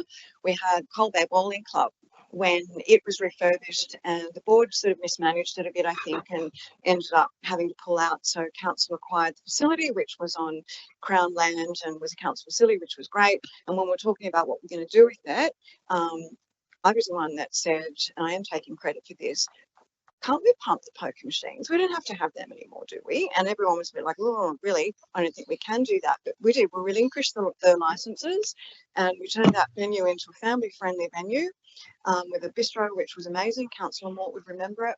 Unfortunately, that all changed whilst council was under administration, and a new lease was signed, and it went in a different direction. But that facility was thriving. You had to book. You could not get in. Families would walk down the street and go to it. It was really well used, well loved. Petersham Bowling Club doesn't have any gaming machines, and they do really well. That's a really family friendly venue too. We need to show some leadership on this. I'm a very proud member of the Labor Party, regardless of what some people might say, but I do wish that they would progress this issue. It's been hanging around for a while. I think governments of both persuasions, major parties, have lagged. We need to make some changes. How can we possibly condone these sorts of losses of $1 million an hour? And the figures that Dr. Powell quoted from a neighbouring council, from one venue in a week, $4.7 million went through the machines. That's extraordinary. When we talk about a housing crisis, and if you think about the average house price in Australia, or dwelling price, if you're talking about units, might be $1 million to $1.5 million.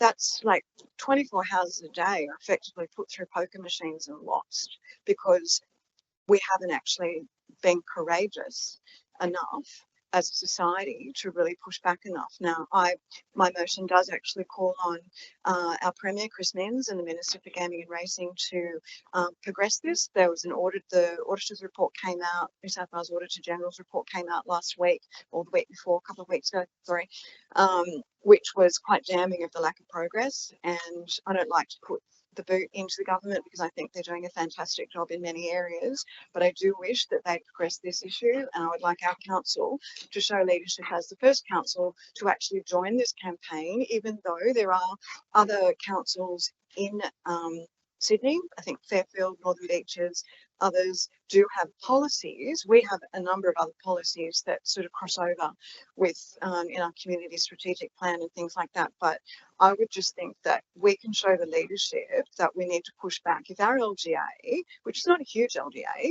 we're still considered a medium-sized council, is number 7 in the pokey losses in New South Wales, well, that's actually nothing to be proud of, you know. So I think we need to a little bit of pressure to enact some of the recommendations that have come out over the gaming, the cashless card trial and things like that. There are things that can be done. I think they're doing things in Tasmania. There are other jurisdictions where things are being done. We need to get with the program, given that if we've got half the poker machines in our state, we really, really need to act. And so, council, I would recommend that you support this motion, please, tonight, so that we can become part of this very worthwhile project. Thank you. Thank you, Councillor Lansbury. Councillor Marnie, do you wish to speak for the motion? Thank you, Madam Mayor. The statistics on gambling and LGA are indeed alarming. I thank Wesley Mission, particularly Dr. Powell, who's here tonight, and also Kate DaCosta for their proud history of determined advocacy in this field with the education programs in support of problem gamblers and their families, and for reaching out to Councillor Lansbury and myself this time.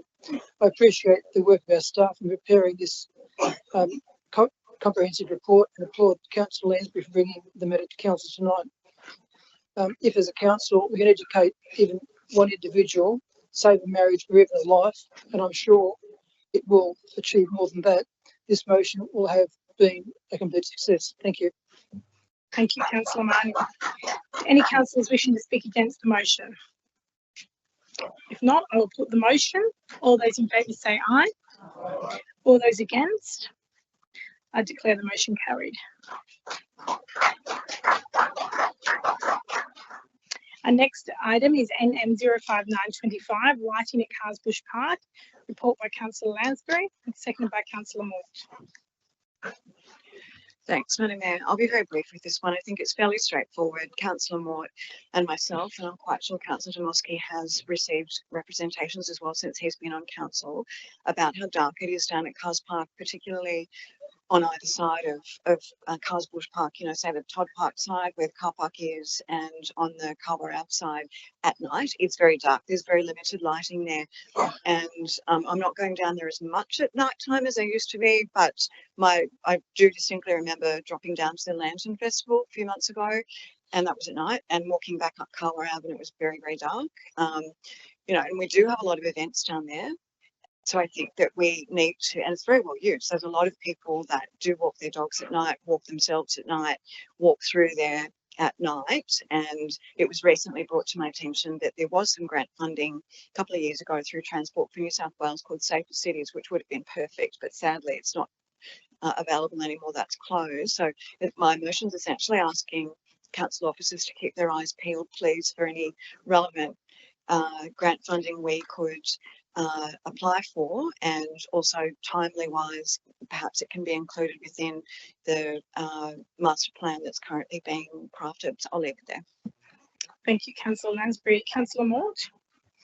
Yeah, I'd just like to say Carsbush Park is one of the most valued and well-used open spaces in our community, attracting families, walkers, dog owners, sports participants, and people of all ages who come to enjoy its natural beauty and recreational amenities. However, as has hardly been raised by residents, the current lack of adequate lighting, particularly around the car park near Todd Park, poses a real public safety concern, especially during the darker winter months.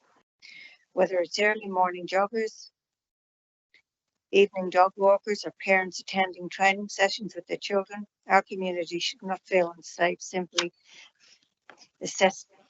assessing a public space.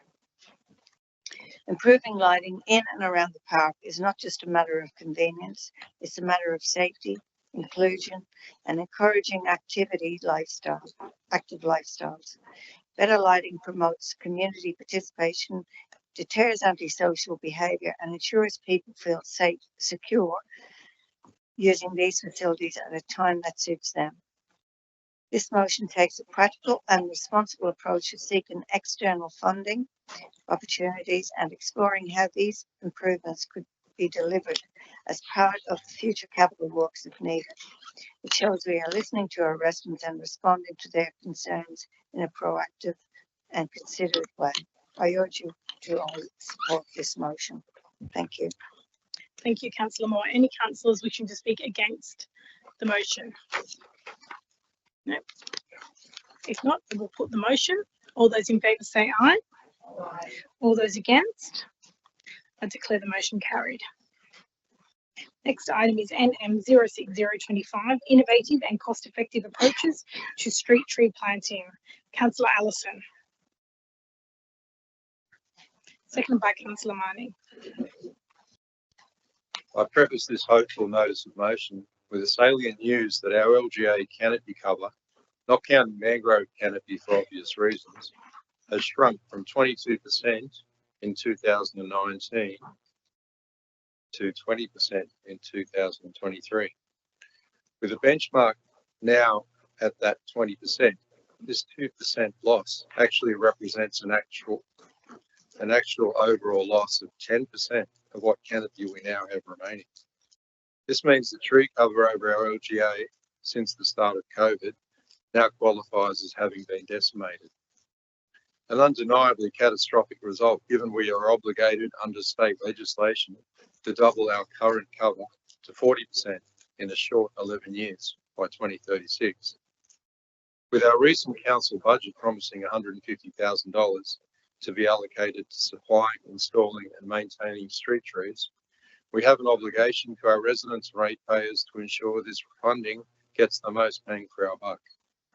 Historically, spending by GRC of $1,000 per street tree allows for only 150 street trees. I think that we can all agree that if we are going to make a decent contribution to increasing planting opportunities, then this standard needs amending.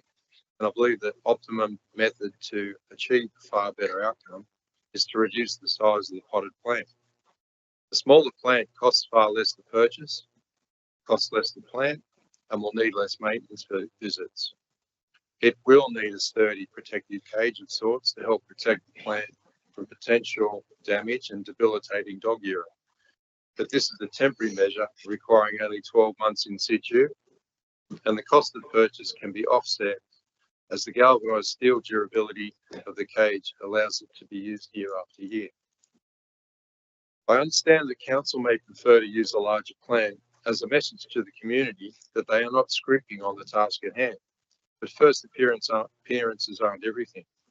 If we can assure the community that by adjusting our expectations for a more substantial result, that we now have the ability to plant potentially 1,000 street trees over the LGA. If you're familiar with any of the Oatley Flora and Fauna Conservation Society's native plantings around our LGA, in alliance with Greater Sydney Landcare and GRC, you'll be aware of the amazing rate of tree growth that accompanies every site. The 20 centimetre tall tube stock native plant transforms into a 2 metre tall mini tree in just 12 months. Some may be a little slower, but the point is that they grow far quicker than a 45 litre plant. This news needs to be disseminated to our community prior to the planting and the arrival of the possibly contentious cage. Incidentally, Sutherland Shire Council have used them successfully for decades. This whole concept of improving canopy cover requires education of the public. It will literally live or die dependent on winning over the public. Residents will be more engaged if they are included in selecting a suitable tree from a smaller list perhaps. remembering that a tree in our LGA can be a minimum of 3 metres tall. Naturally, to provide a broader canopy, we would be best plant a taller tree. Younger generations will be the main beneficiaries of the increase in canopy, and to include children somehow will improve acceptance. Perhaps encouraging a younger family member to name the tree may help to protect it as it grows. A pet tree? Why not? We should all be familiar with the adage that asks, when is the best time to plant a tree? Of course, the answer is 20 years ago. So we have much to do to make up for lost time. To compensate for all the healthy trees that may have been poisoned by unscrupulous developers, we need to plant now. To override the senseless loss of healthy trees under a complying development certificate, we need to plant now. And to assert our sense of where we are in the world and to demonstrate our need to care for country, let's plant a locally native plant now. Thank you. Thank you, Councillor Allison. Councillor Marnie.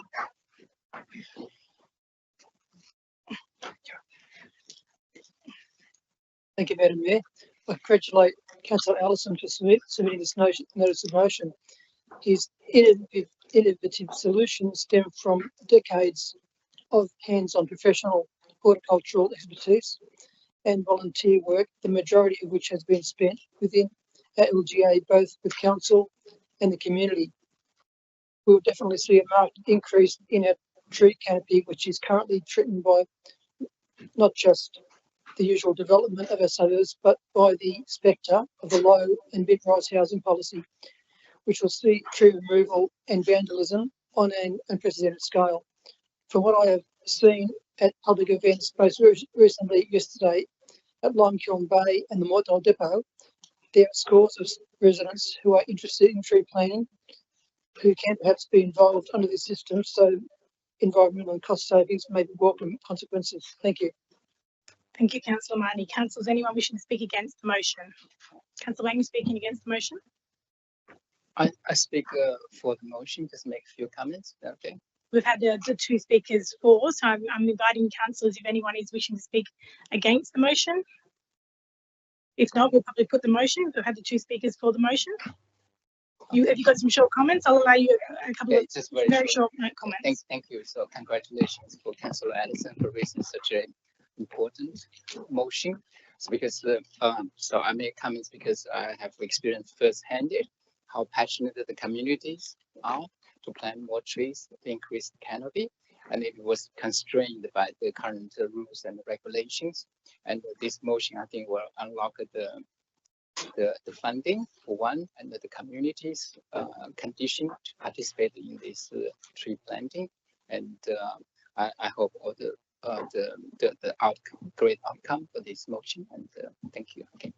Thank you, Councillor Wangs. I'll put the motion. All those in favour say aye. All those against, I declare it carried. Next, we move to NM 06125, Waste Management Strategy. Councillor Wang. Thank you, Madam Chair. This is another motion for the environment, and I think we're here to highlight one of the successful pilot or project. Sorry, I'll just call for a seconder, please. Sorry. Yeah, I'll second that. Okay. Was that Councillor Pun? It was, thank you. Councillor Pun. Okay, thank you. Thank you, Councillor Pang. So I just want to bring the council's attention to a very successful pilot project, and how the local policy, partnership, and education can shape the family and the community. So this motion is built on the previous council's endorsement of waste management strategy, I think a year ago, and to support the New South Wales EPS Clean Train program in cooperation with the ECC New South Wales.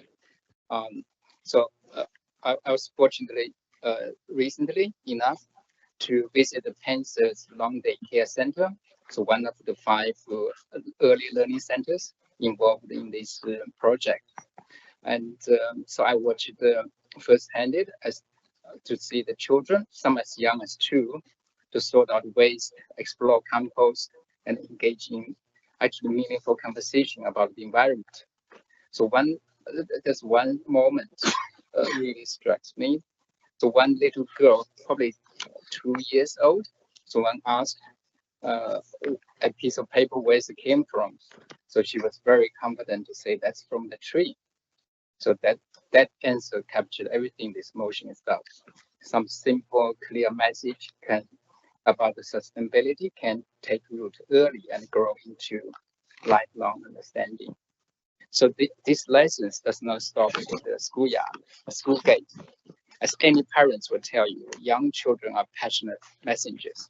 When they learn about the recycling, food waste, and where material come from, they bring the knowledge home. So we know from this pilot that the children's learning has influenced household behavior, from separating food scraps to putting soft plastics in the right bin, to talking about the compost at dinner table. So that kind of positive pressure from children can shift the entire family habits, especially in cold households where environment message is often more effective when delivered through trusted relationship and practical examples. So of course, this motion recognizes and congratulates the partnership between Council, ECC, and SW, and the 5 early learning centers for delivering this successful pilot. So I would call out to our leadership from the cultural and the community and culture, the director, Ms. Christy Doe, for her leadership, just get this job done very, very quietly. Yeah. So of course, I seek to promote this program's success through our website, social media, and develop a case study to share with other councillors and education providers, and explores ways to expand the program to more council sites, businesses, and community groups. I say that because I did the research. So this successful early learning of this environmental sustainability is not very common. So we are leading by example. So so this is about again, this is about the starting young, growing the family, and the strength through the community. So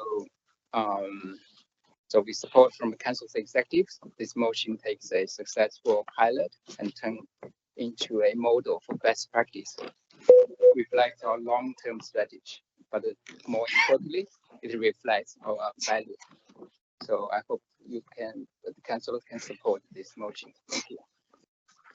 Thank you, Councillor Wang. Councillor Pan, as a second, you wish to speak to this motion? No, thank you. I reserve my right. Thank you. Thank you. Any councillors wishing to speak against? If not, I'll put the motion. All those in favour say aye. All those against? I declare it carried. Next motion is NM 06225, phasing out gas connections in new developments. Report by Councillor Wang. Okay, thank you, Madam Chair. So this is another. Councillor Ancelotti, you're seconding that? Yeah. Thank you. Oh, thank you. So again, this is a very important initiative, and it's also very critical for our environment and sustainability. So this motion is to propose the council to explore a pathway to phase out the gas collection in the new developments. So this proposal may raise concerns, and especially in the Chinese Australia community, because gas cooking is a staple of traditional cuisine. Stir frying over a gas flame is deeply cultural. There are also practical concerns about the electricity prices and the cost of living. So these concerns deserve our respect. But as leaders, we must balance cultural realities with our responsibility to protect public health, the environment, and future generations. The Australian government, New South Wales government, and the Georges River Council has all committed to achieve net zero emission by 2050, a target that reflects our responsibility to guide the policy, planning, and behavior at the local level. Since 1st of January 2024, So we have implemented the environmental sustainability calculate in our LEP. So these two apply to major development in residence, industry, and commercial zones, and strongly encourage them to be 100% electric and gas-free. Of the 7 developments assessed to date, 5 voluntarily chosen to go fully electric. So that's a strong industry endorsement of our planning leadership and the proof that a gas-free future is not only possible, but already underway. So we know, as a matter of fact, that the gas is being phased out nationally. As usage drops, the gas prices are expected to rise, while electricity powered by increasingly by renewable is expected to become more affordable. So multiple studies show that the electric appliances, particularly induction cooktops, are now more cost effective over time. With rooftop solar, like my home, the electricity bills are much lower now. So there are also real health risks with gas cooking. Gas stoves emit methane and the neutron dioxide, pollutes linked to respiratory illness and indoor air pollution. These risks are especially serious in high-density developments, while ventilation is limited. Electrical cooking eliminates these risks. Modern induction cooktops provide high-performance heat, great safety, and ease of cleaning, all with zero emission inside the home. The motion does not propose an immediate ban. It does not even propose to change the old ones. It proposes a review, and it calls on the council to work with residents, developers, and especially the cultural and language, the diverse community, to explore how we can move towards all electric buildings in a way that's inclusive and informed. I had conversations with the local restaurant owners and also in Chinatown, where this new all-electric development is already being adopted. So they have an open mind and believe the transition could be manageable. So the culture will continue. We are simply asking how we can support it to evolve sustainably. So we are not alone. Waverley, Parramatta, and the city of Sydney are already taking actions. Sydney's policy is forecast to save household $626 per year and cut 1.7 million tons of emission over 40 years. So if we want to meet our own net zero target, we cannot ignore the role gas plays in emissions. So this motion builds on what we have started and set a clear, compassionate path forward. So let's move forward together towards a healthy homes, smart energy use, and a more resilient Georges River for generations to come. Thank you. Thank you, Councillor Wang. Councillor Anzalotti, do you wish to speak to this motion? I reserve my right. Reserve your right. Councillor Lansbury. Thanks, Madam Mayor. Councillor Wang, I'm wondering if you might consider an amendment to this. In Part A, removing the first section that says initiates a comprehensive review to explore the feasibility of requiring all new residential, etc. And instead of that, just say encourage all new residential and commercial developments within the Georges River. I just feel that it's too prescriptive. And the other one I wanted to ask you to consider is in Part D, where it says directs the general manager, that we could request the general manager. It's just a bit more friendly. Councillor Wang, Yeah. do you accept Sure. those changes? Very good. Thank you.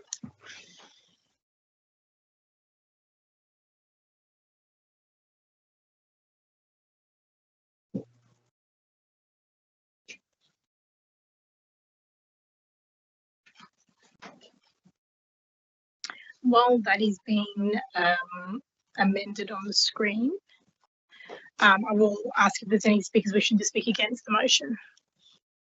Councillor Marnie. Thank you, Madam Mayor. I appreciate the sentiments expressed by Councillor Wang in that it recognises the environmental health and safety concerns of gas in residential buildings. As someone who has championed the environment by introducing a plethora of beneficial ideas to Council over the past 3.5 years, it is disappointing that Councillor Wang's motion not only lacks clarity, but that he has not collaborated with me as he used to frequently, both as a colleague and as a friend, in order to make his case more meaningful and effective for both Council and the community. Furthermore, had Councillor Wang not voted against Council's budget last year, I may have found his proposal more credible. Therefore, with all due respect to Councillor Wang, and I hope we can still stay friends, I will be voting against this motion. That said, I look forward to us as a council revisiting the ramifications of using gas and other forms of energy in the near future in consultation with the staff, environmental and energy organisations. Thank you. Thank you, Councillor Marnie. Any other councillors wishing to speak against this motion? If not, I will put the motion, which includes the minor amendments proposed by Councillor Lansbury that Councillor Wang has accepted, and it's been seconded by Councillor Anzalotti.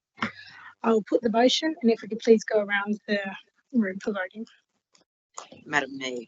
I'm against. Councillor Allison. Against.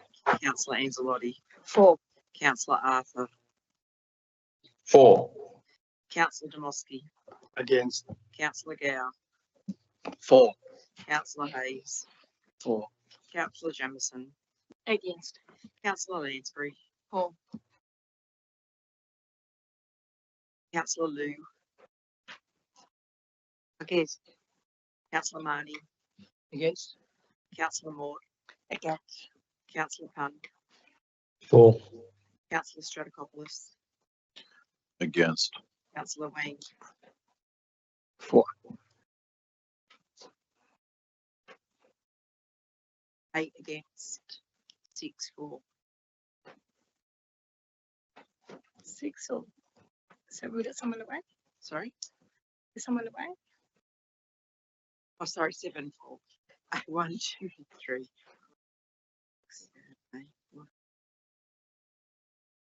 7, sorry. I declare the motion lost. We move to NM 06325, Georges River Council's Economic Development Strategy. Councillor Wang. Thank you, Madam Chair. So this motion is to call for the council to renew its commitment to the Harmony District. Sorry, can we just get a seconder? Is it good? I'm second, yeah. Councillor Gow seconded. Thank you. Thank you. You So don't need to read it all out. You can just speak to the motion if you like. sure. So this motion is to seek council's commitment to the Harmony District or Dragonlance vision.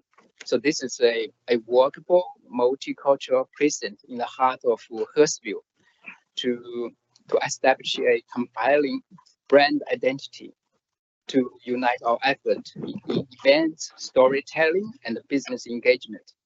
It's a vision to revitalize Hurstville and contribute to the vibrancy of Georges River LGA. So this concept was co-developed by our City Future teams, Business Chamber South, and local businesses for the New South Wales Uptown Grant applications. Where the application was not successful, the ambition behind it remained powerful and worthy of realization. So I would like to express my sincere appreciation to Mr. Kent Straw, Executive Manager of City Futures. His leadership and his team's dedication has been instrumental in crafting and promoting this vision. So this work truly reflects the team's mission of creating a sustainable, creative, and innovative future for the Georges River community. So I must also acknowledge Mr. Tony Bader, President of Business Chamber South. Although he's away this week, he has asked me to convey his strong and continuous support for this motion. Under his leadership, this chamber not only played a pivotal role in preparing this application, but has remained actively engaged with council to champion the present brand and business-led initiative. This concept support our revitalization economic development strategy 2025 to 2035. Particular pillar 3, our economy, by advancing objectives such as fostering vibrant local employment, enhancing placemaking and urban activation, and encouraging innovation-led economic growth. It also aligns with Hurstville's role as the heart of the city, complementing our strategy around laneway activation, multicultural storytelling, and growing the nighttime economy. So this motion directed the city future team to lead targeted consultation with Business Chamber South, local businesses, multicultural groups, and the residents. Through genuine co-design, we can ensure that the activation initiatives reflect local identity, cultural richness, and community aspirations. So we propose to explore funding avenues, including a renewed application for the New South Wales Uptown Grant and grant for cultural tourism, creative industry, and place-based activations, also from New South Wales. And proposed activation strategy could include food and cultural trails, live performances, and themed events, pedestrian wayfinding, and digital storytelling, and business-led marketing campaigns. All of these initiatives can be developed in line with our existing street performance policy and event and festival toolkit, requiring minimal additional budget. So this precinct has the potential to deliver economic uplift, cultural connection, momentum building. So by supporting this motion, so council reaffirm its commitment to a bold precinct vision for the Harmony District and the Dragon Lanes. We recommit to working hand in hand with local businesses and multicultural communities to create a thriving, inclusive, and vibrant Hurstville. Let's turn this vision into reality together. Thank you. Thank you, Councillor Wang. Deputy Mayor Liu. Yes, thank you, Madam Mayor. Can I make some amendments? I think the amendments might be emailed to the officer already, right? And I'm just trying to read it out. Even I almost lost my voice. I'm just trying my hard. That Council A notes that the Harmony District and Dragon Lanes concept was developed by Business Chamber of South in collaboration with local businesses as part of an application to the New South Wales Uptown Grant Program, which was ultimately unsuccessful. B considers the Harmony District and Dragon Lanes concept as part of the forthcoming feasibility of night marketing rehearsal report, scheduled to be presented to Council in November 2025. C continues to collaborate with Business Chamber South, local activations that deliver positive economy, community, and cultural outcomes for the Hurstville area. Thank you, Madam Mayor. Thank you, Deputy Mayor Liu. Councillor Wang, do you accept that amendment? Sorry, Deputy Mayor Liu, if you could just turn your microphone off, please. Can I, through you, can I just ask some comments from our executive manager, Ms. Ken Stroll? Ask comments from the executive manager, City Futures. Yeah. Have you got a question? Sorry, to put to the executive manager? So, yeah, because there's only one thing. This concept was developed by Business South, but it's also have the council's idea. It's council's idea from the City Future team. So the question is, who developed the concept? Is that the question? Actually, I would like to just add the City Future team, the council, in that development by City Future Team and the Business Chamber South in conjunction with the local businesses. And that's my question. Is that probably it's just a small amendment to this wording. Can I? You want to ask a question to the executive manager, or you want to put an amendment? Sorry, I'm not sure. I'll ask the exec manager. So can we just add? What do you think about this amendment? Yeah. So sorry, Councillor Wang, if you could just clarify. Do you want to ask a question to the executive manager of City Futures, and if so, could you just clarify what that question is? I'll ask question. So The question is.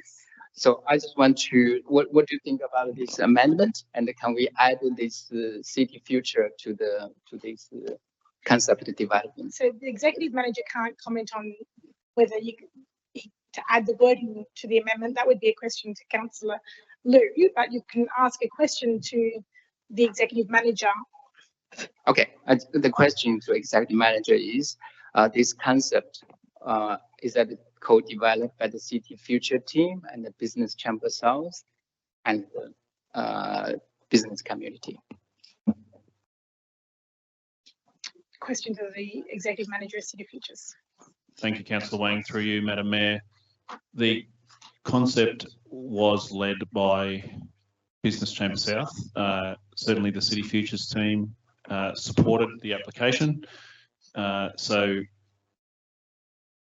And the amendment can be delivered in the November report as stated. Okay. Councillor Wang? Yeah, thank you. So that's my, so if I want to just add this in, what's the process? Add this City Future Team in that concept, supported by, So you want developed to by propose the, back to Council Deputy Mayor Liu yeah. So if some additional wording.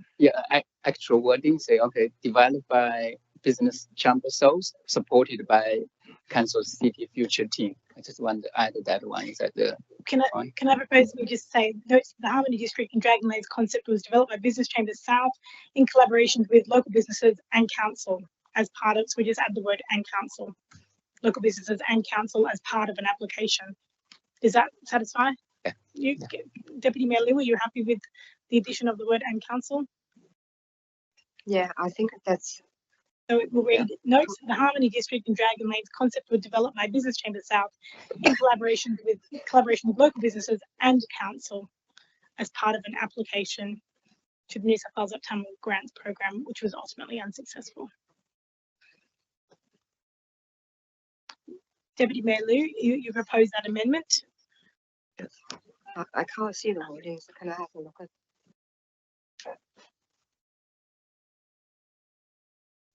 It's just coming up now, and council, yeah, there. So it's just adding 2 words. Yeah, I accept it. Yeah, I think it's a proper way. From your amendment, you're happy to add those words, and the question comes back to you, Councillor Wang. Are you happy to accept that proposed amendment from Deputy Mayor Liu? And Councillor Gao is the original seconder of the motion. Are you happy to accept the amendment as proposed by Deputy Mayor Liu? Yes. Fantastic. Anyone wishing to speak? We've had Councillor Wang speak for. Anyone else wishing to speak for the motion or against? If not, I will put the motion. All those in favour say aye. All those against? I declare it carried. Next motion is NM 06425. Congratulations on international badminton competition achievements. Councillor Wang. Thank you. Can I have a seconder? Yeah. Yes. Councillor Hayes, thank you. Thank you. So we often begin our meeting with moments of condolence, reflecting on lives well lived to the 80s. But today, so we can also shift from remembrance to celebration of 2 really remarkable individuals who embedded vitality, resilience, and community spirit. So it is really my honor to acknowledge that Tony and Kathy Fong of Millard Street, who was with us earlier tonight. So they are, and Tony and Kathy's journey began with a bold vision on 15th August 1985. They migrated from Malaysia to Sydney to give their two young children, Juliana, then 5, and Vincent, to a better future through education. Like many migrants, their first year was difficult, but with Kathy's parents already in Sydney, they had some support and they persuaded. 2009 marked a new beginning. Both warranted at World Master Games of Badminton in Sydney. Kathy assisted with badminton and me under Carol Toll from Badminton New South Wales, and both began playing socially. What started casually soon turned into a passion.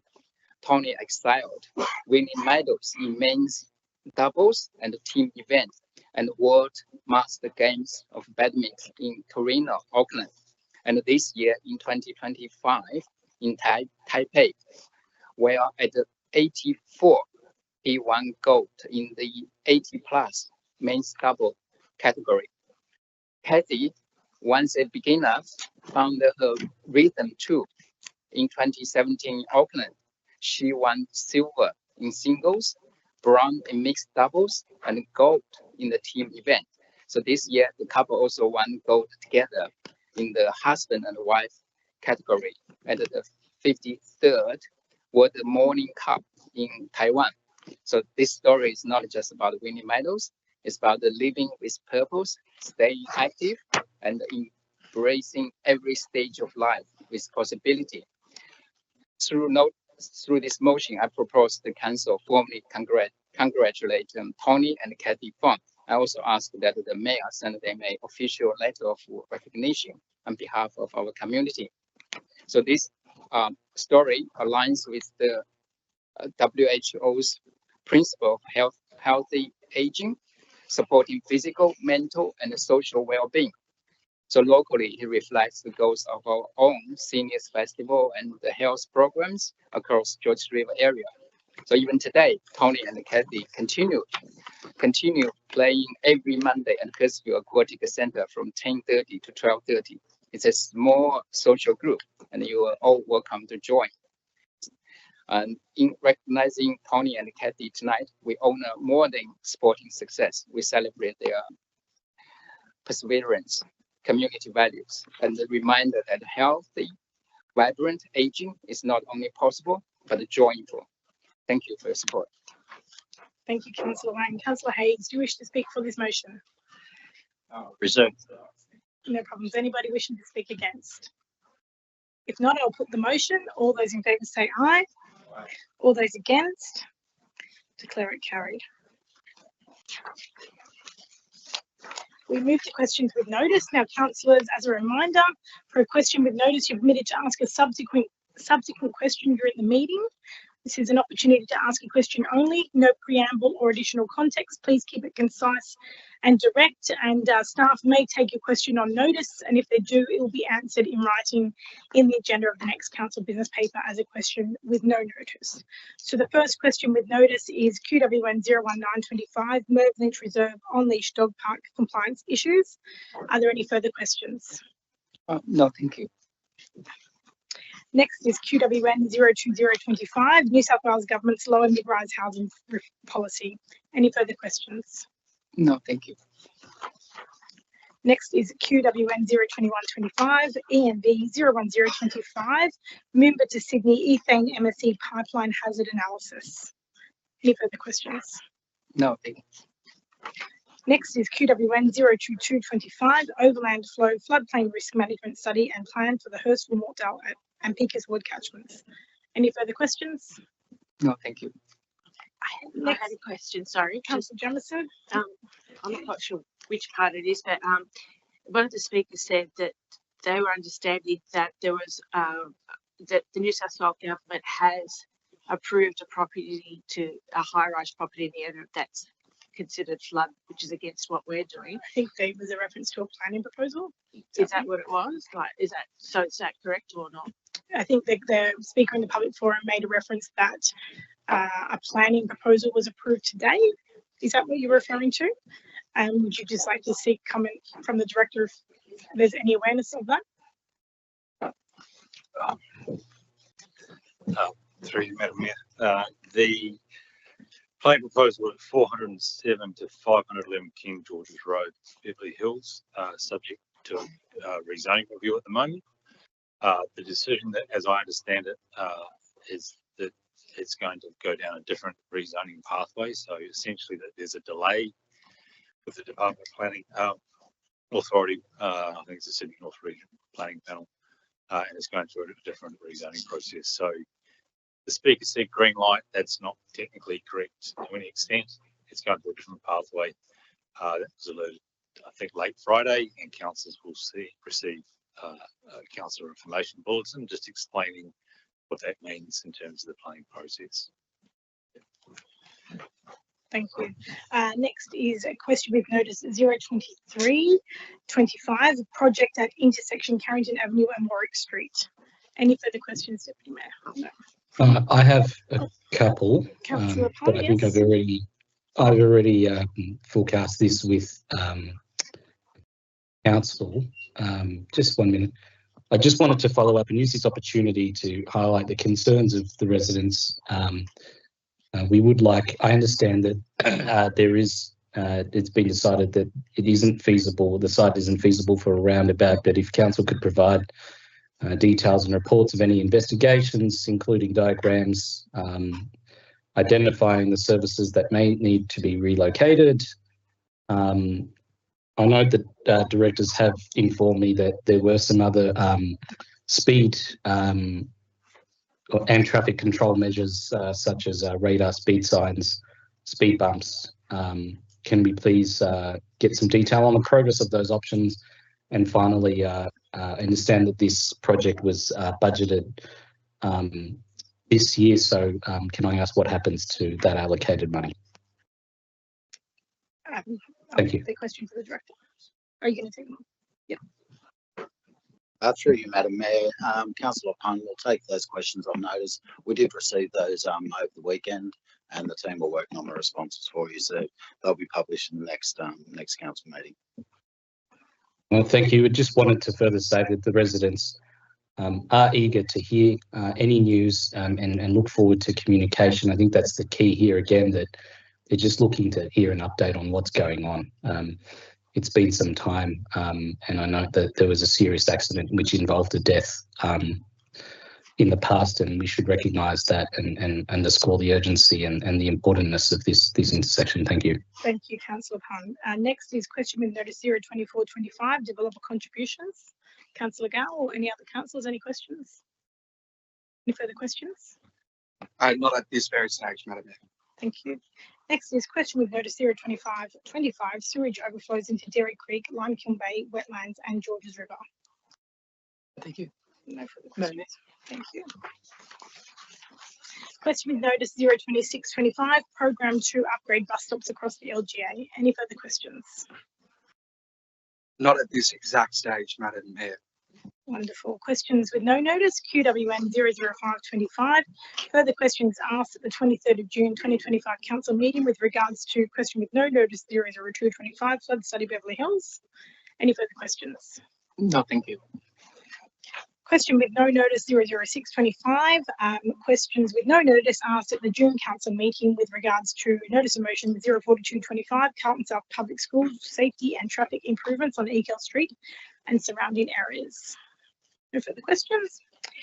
Question with no notice 00725. Question with no notice asked at the June council meeting with regards to CCL 05325, working together for a better future, community strategic plan, delivery program, operational plan and resourcing strategy.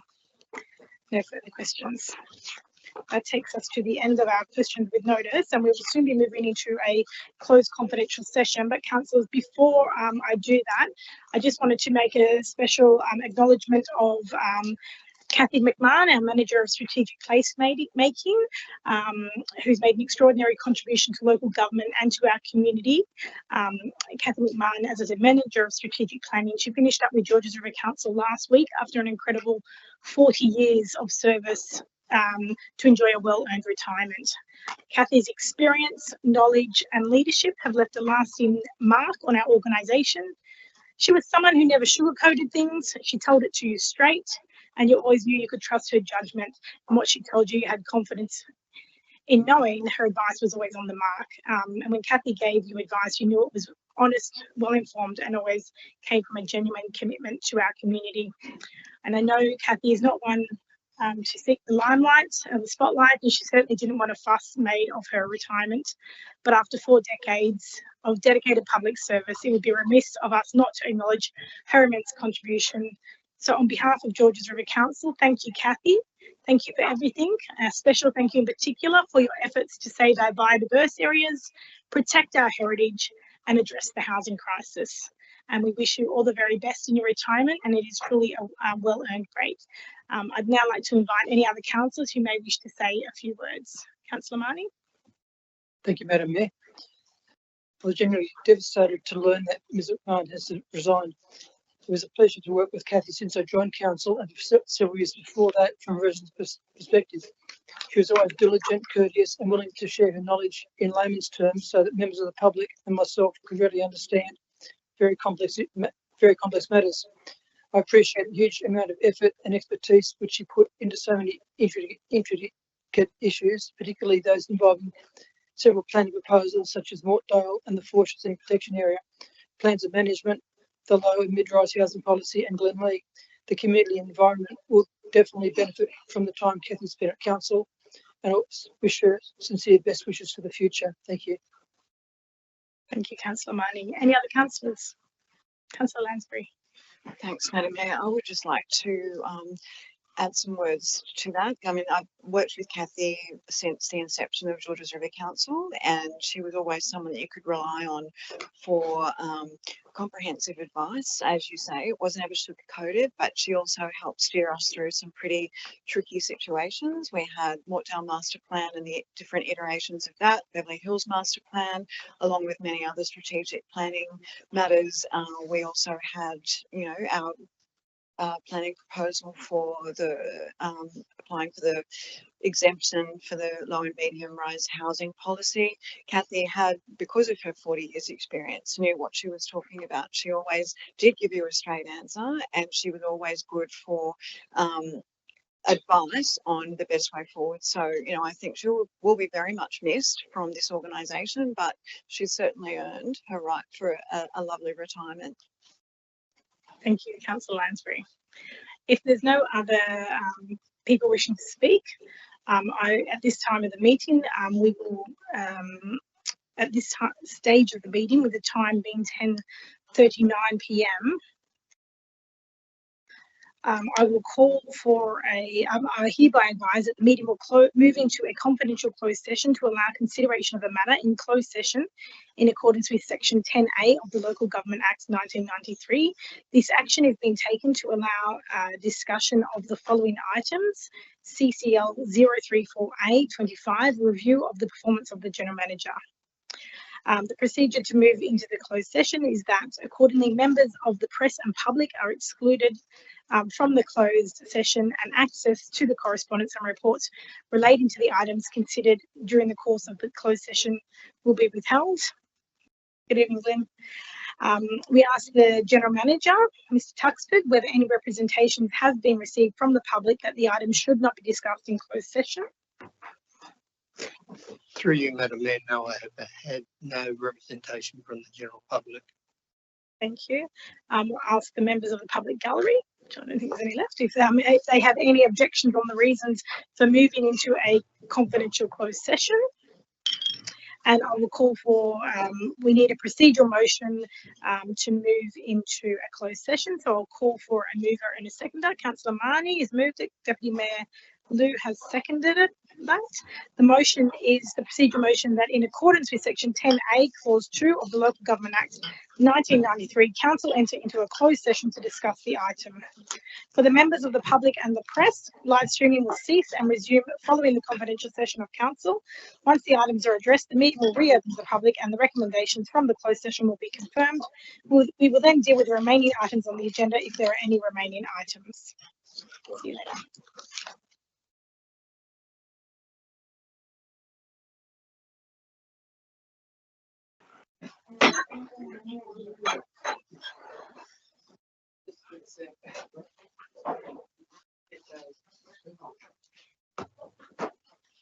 Do you think?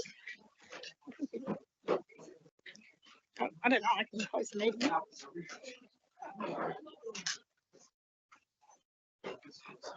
I don't want to just for 3 nights.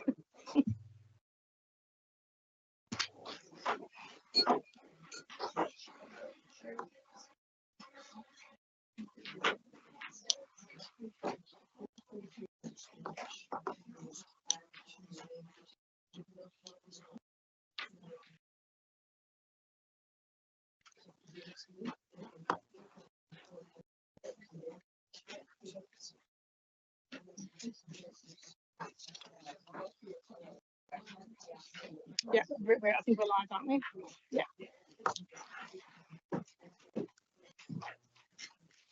Sorry.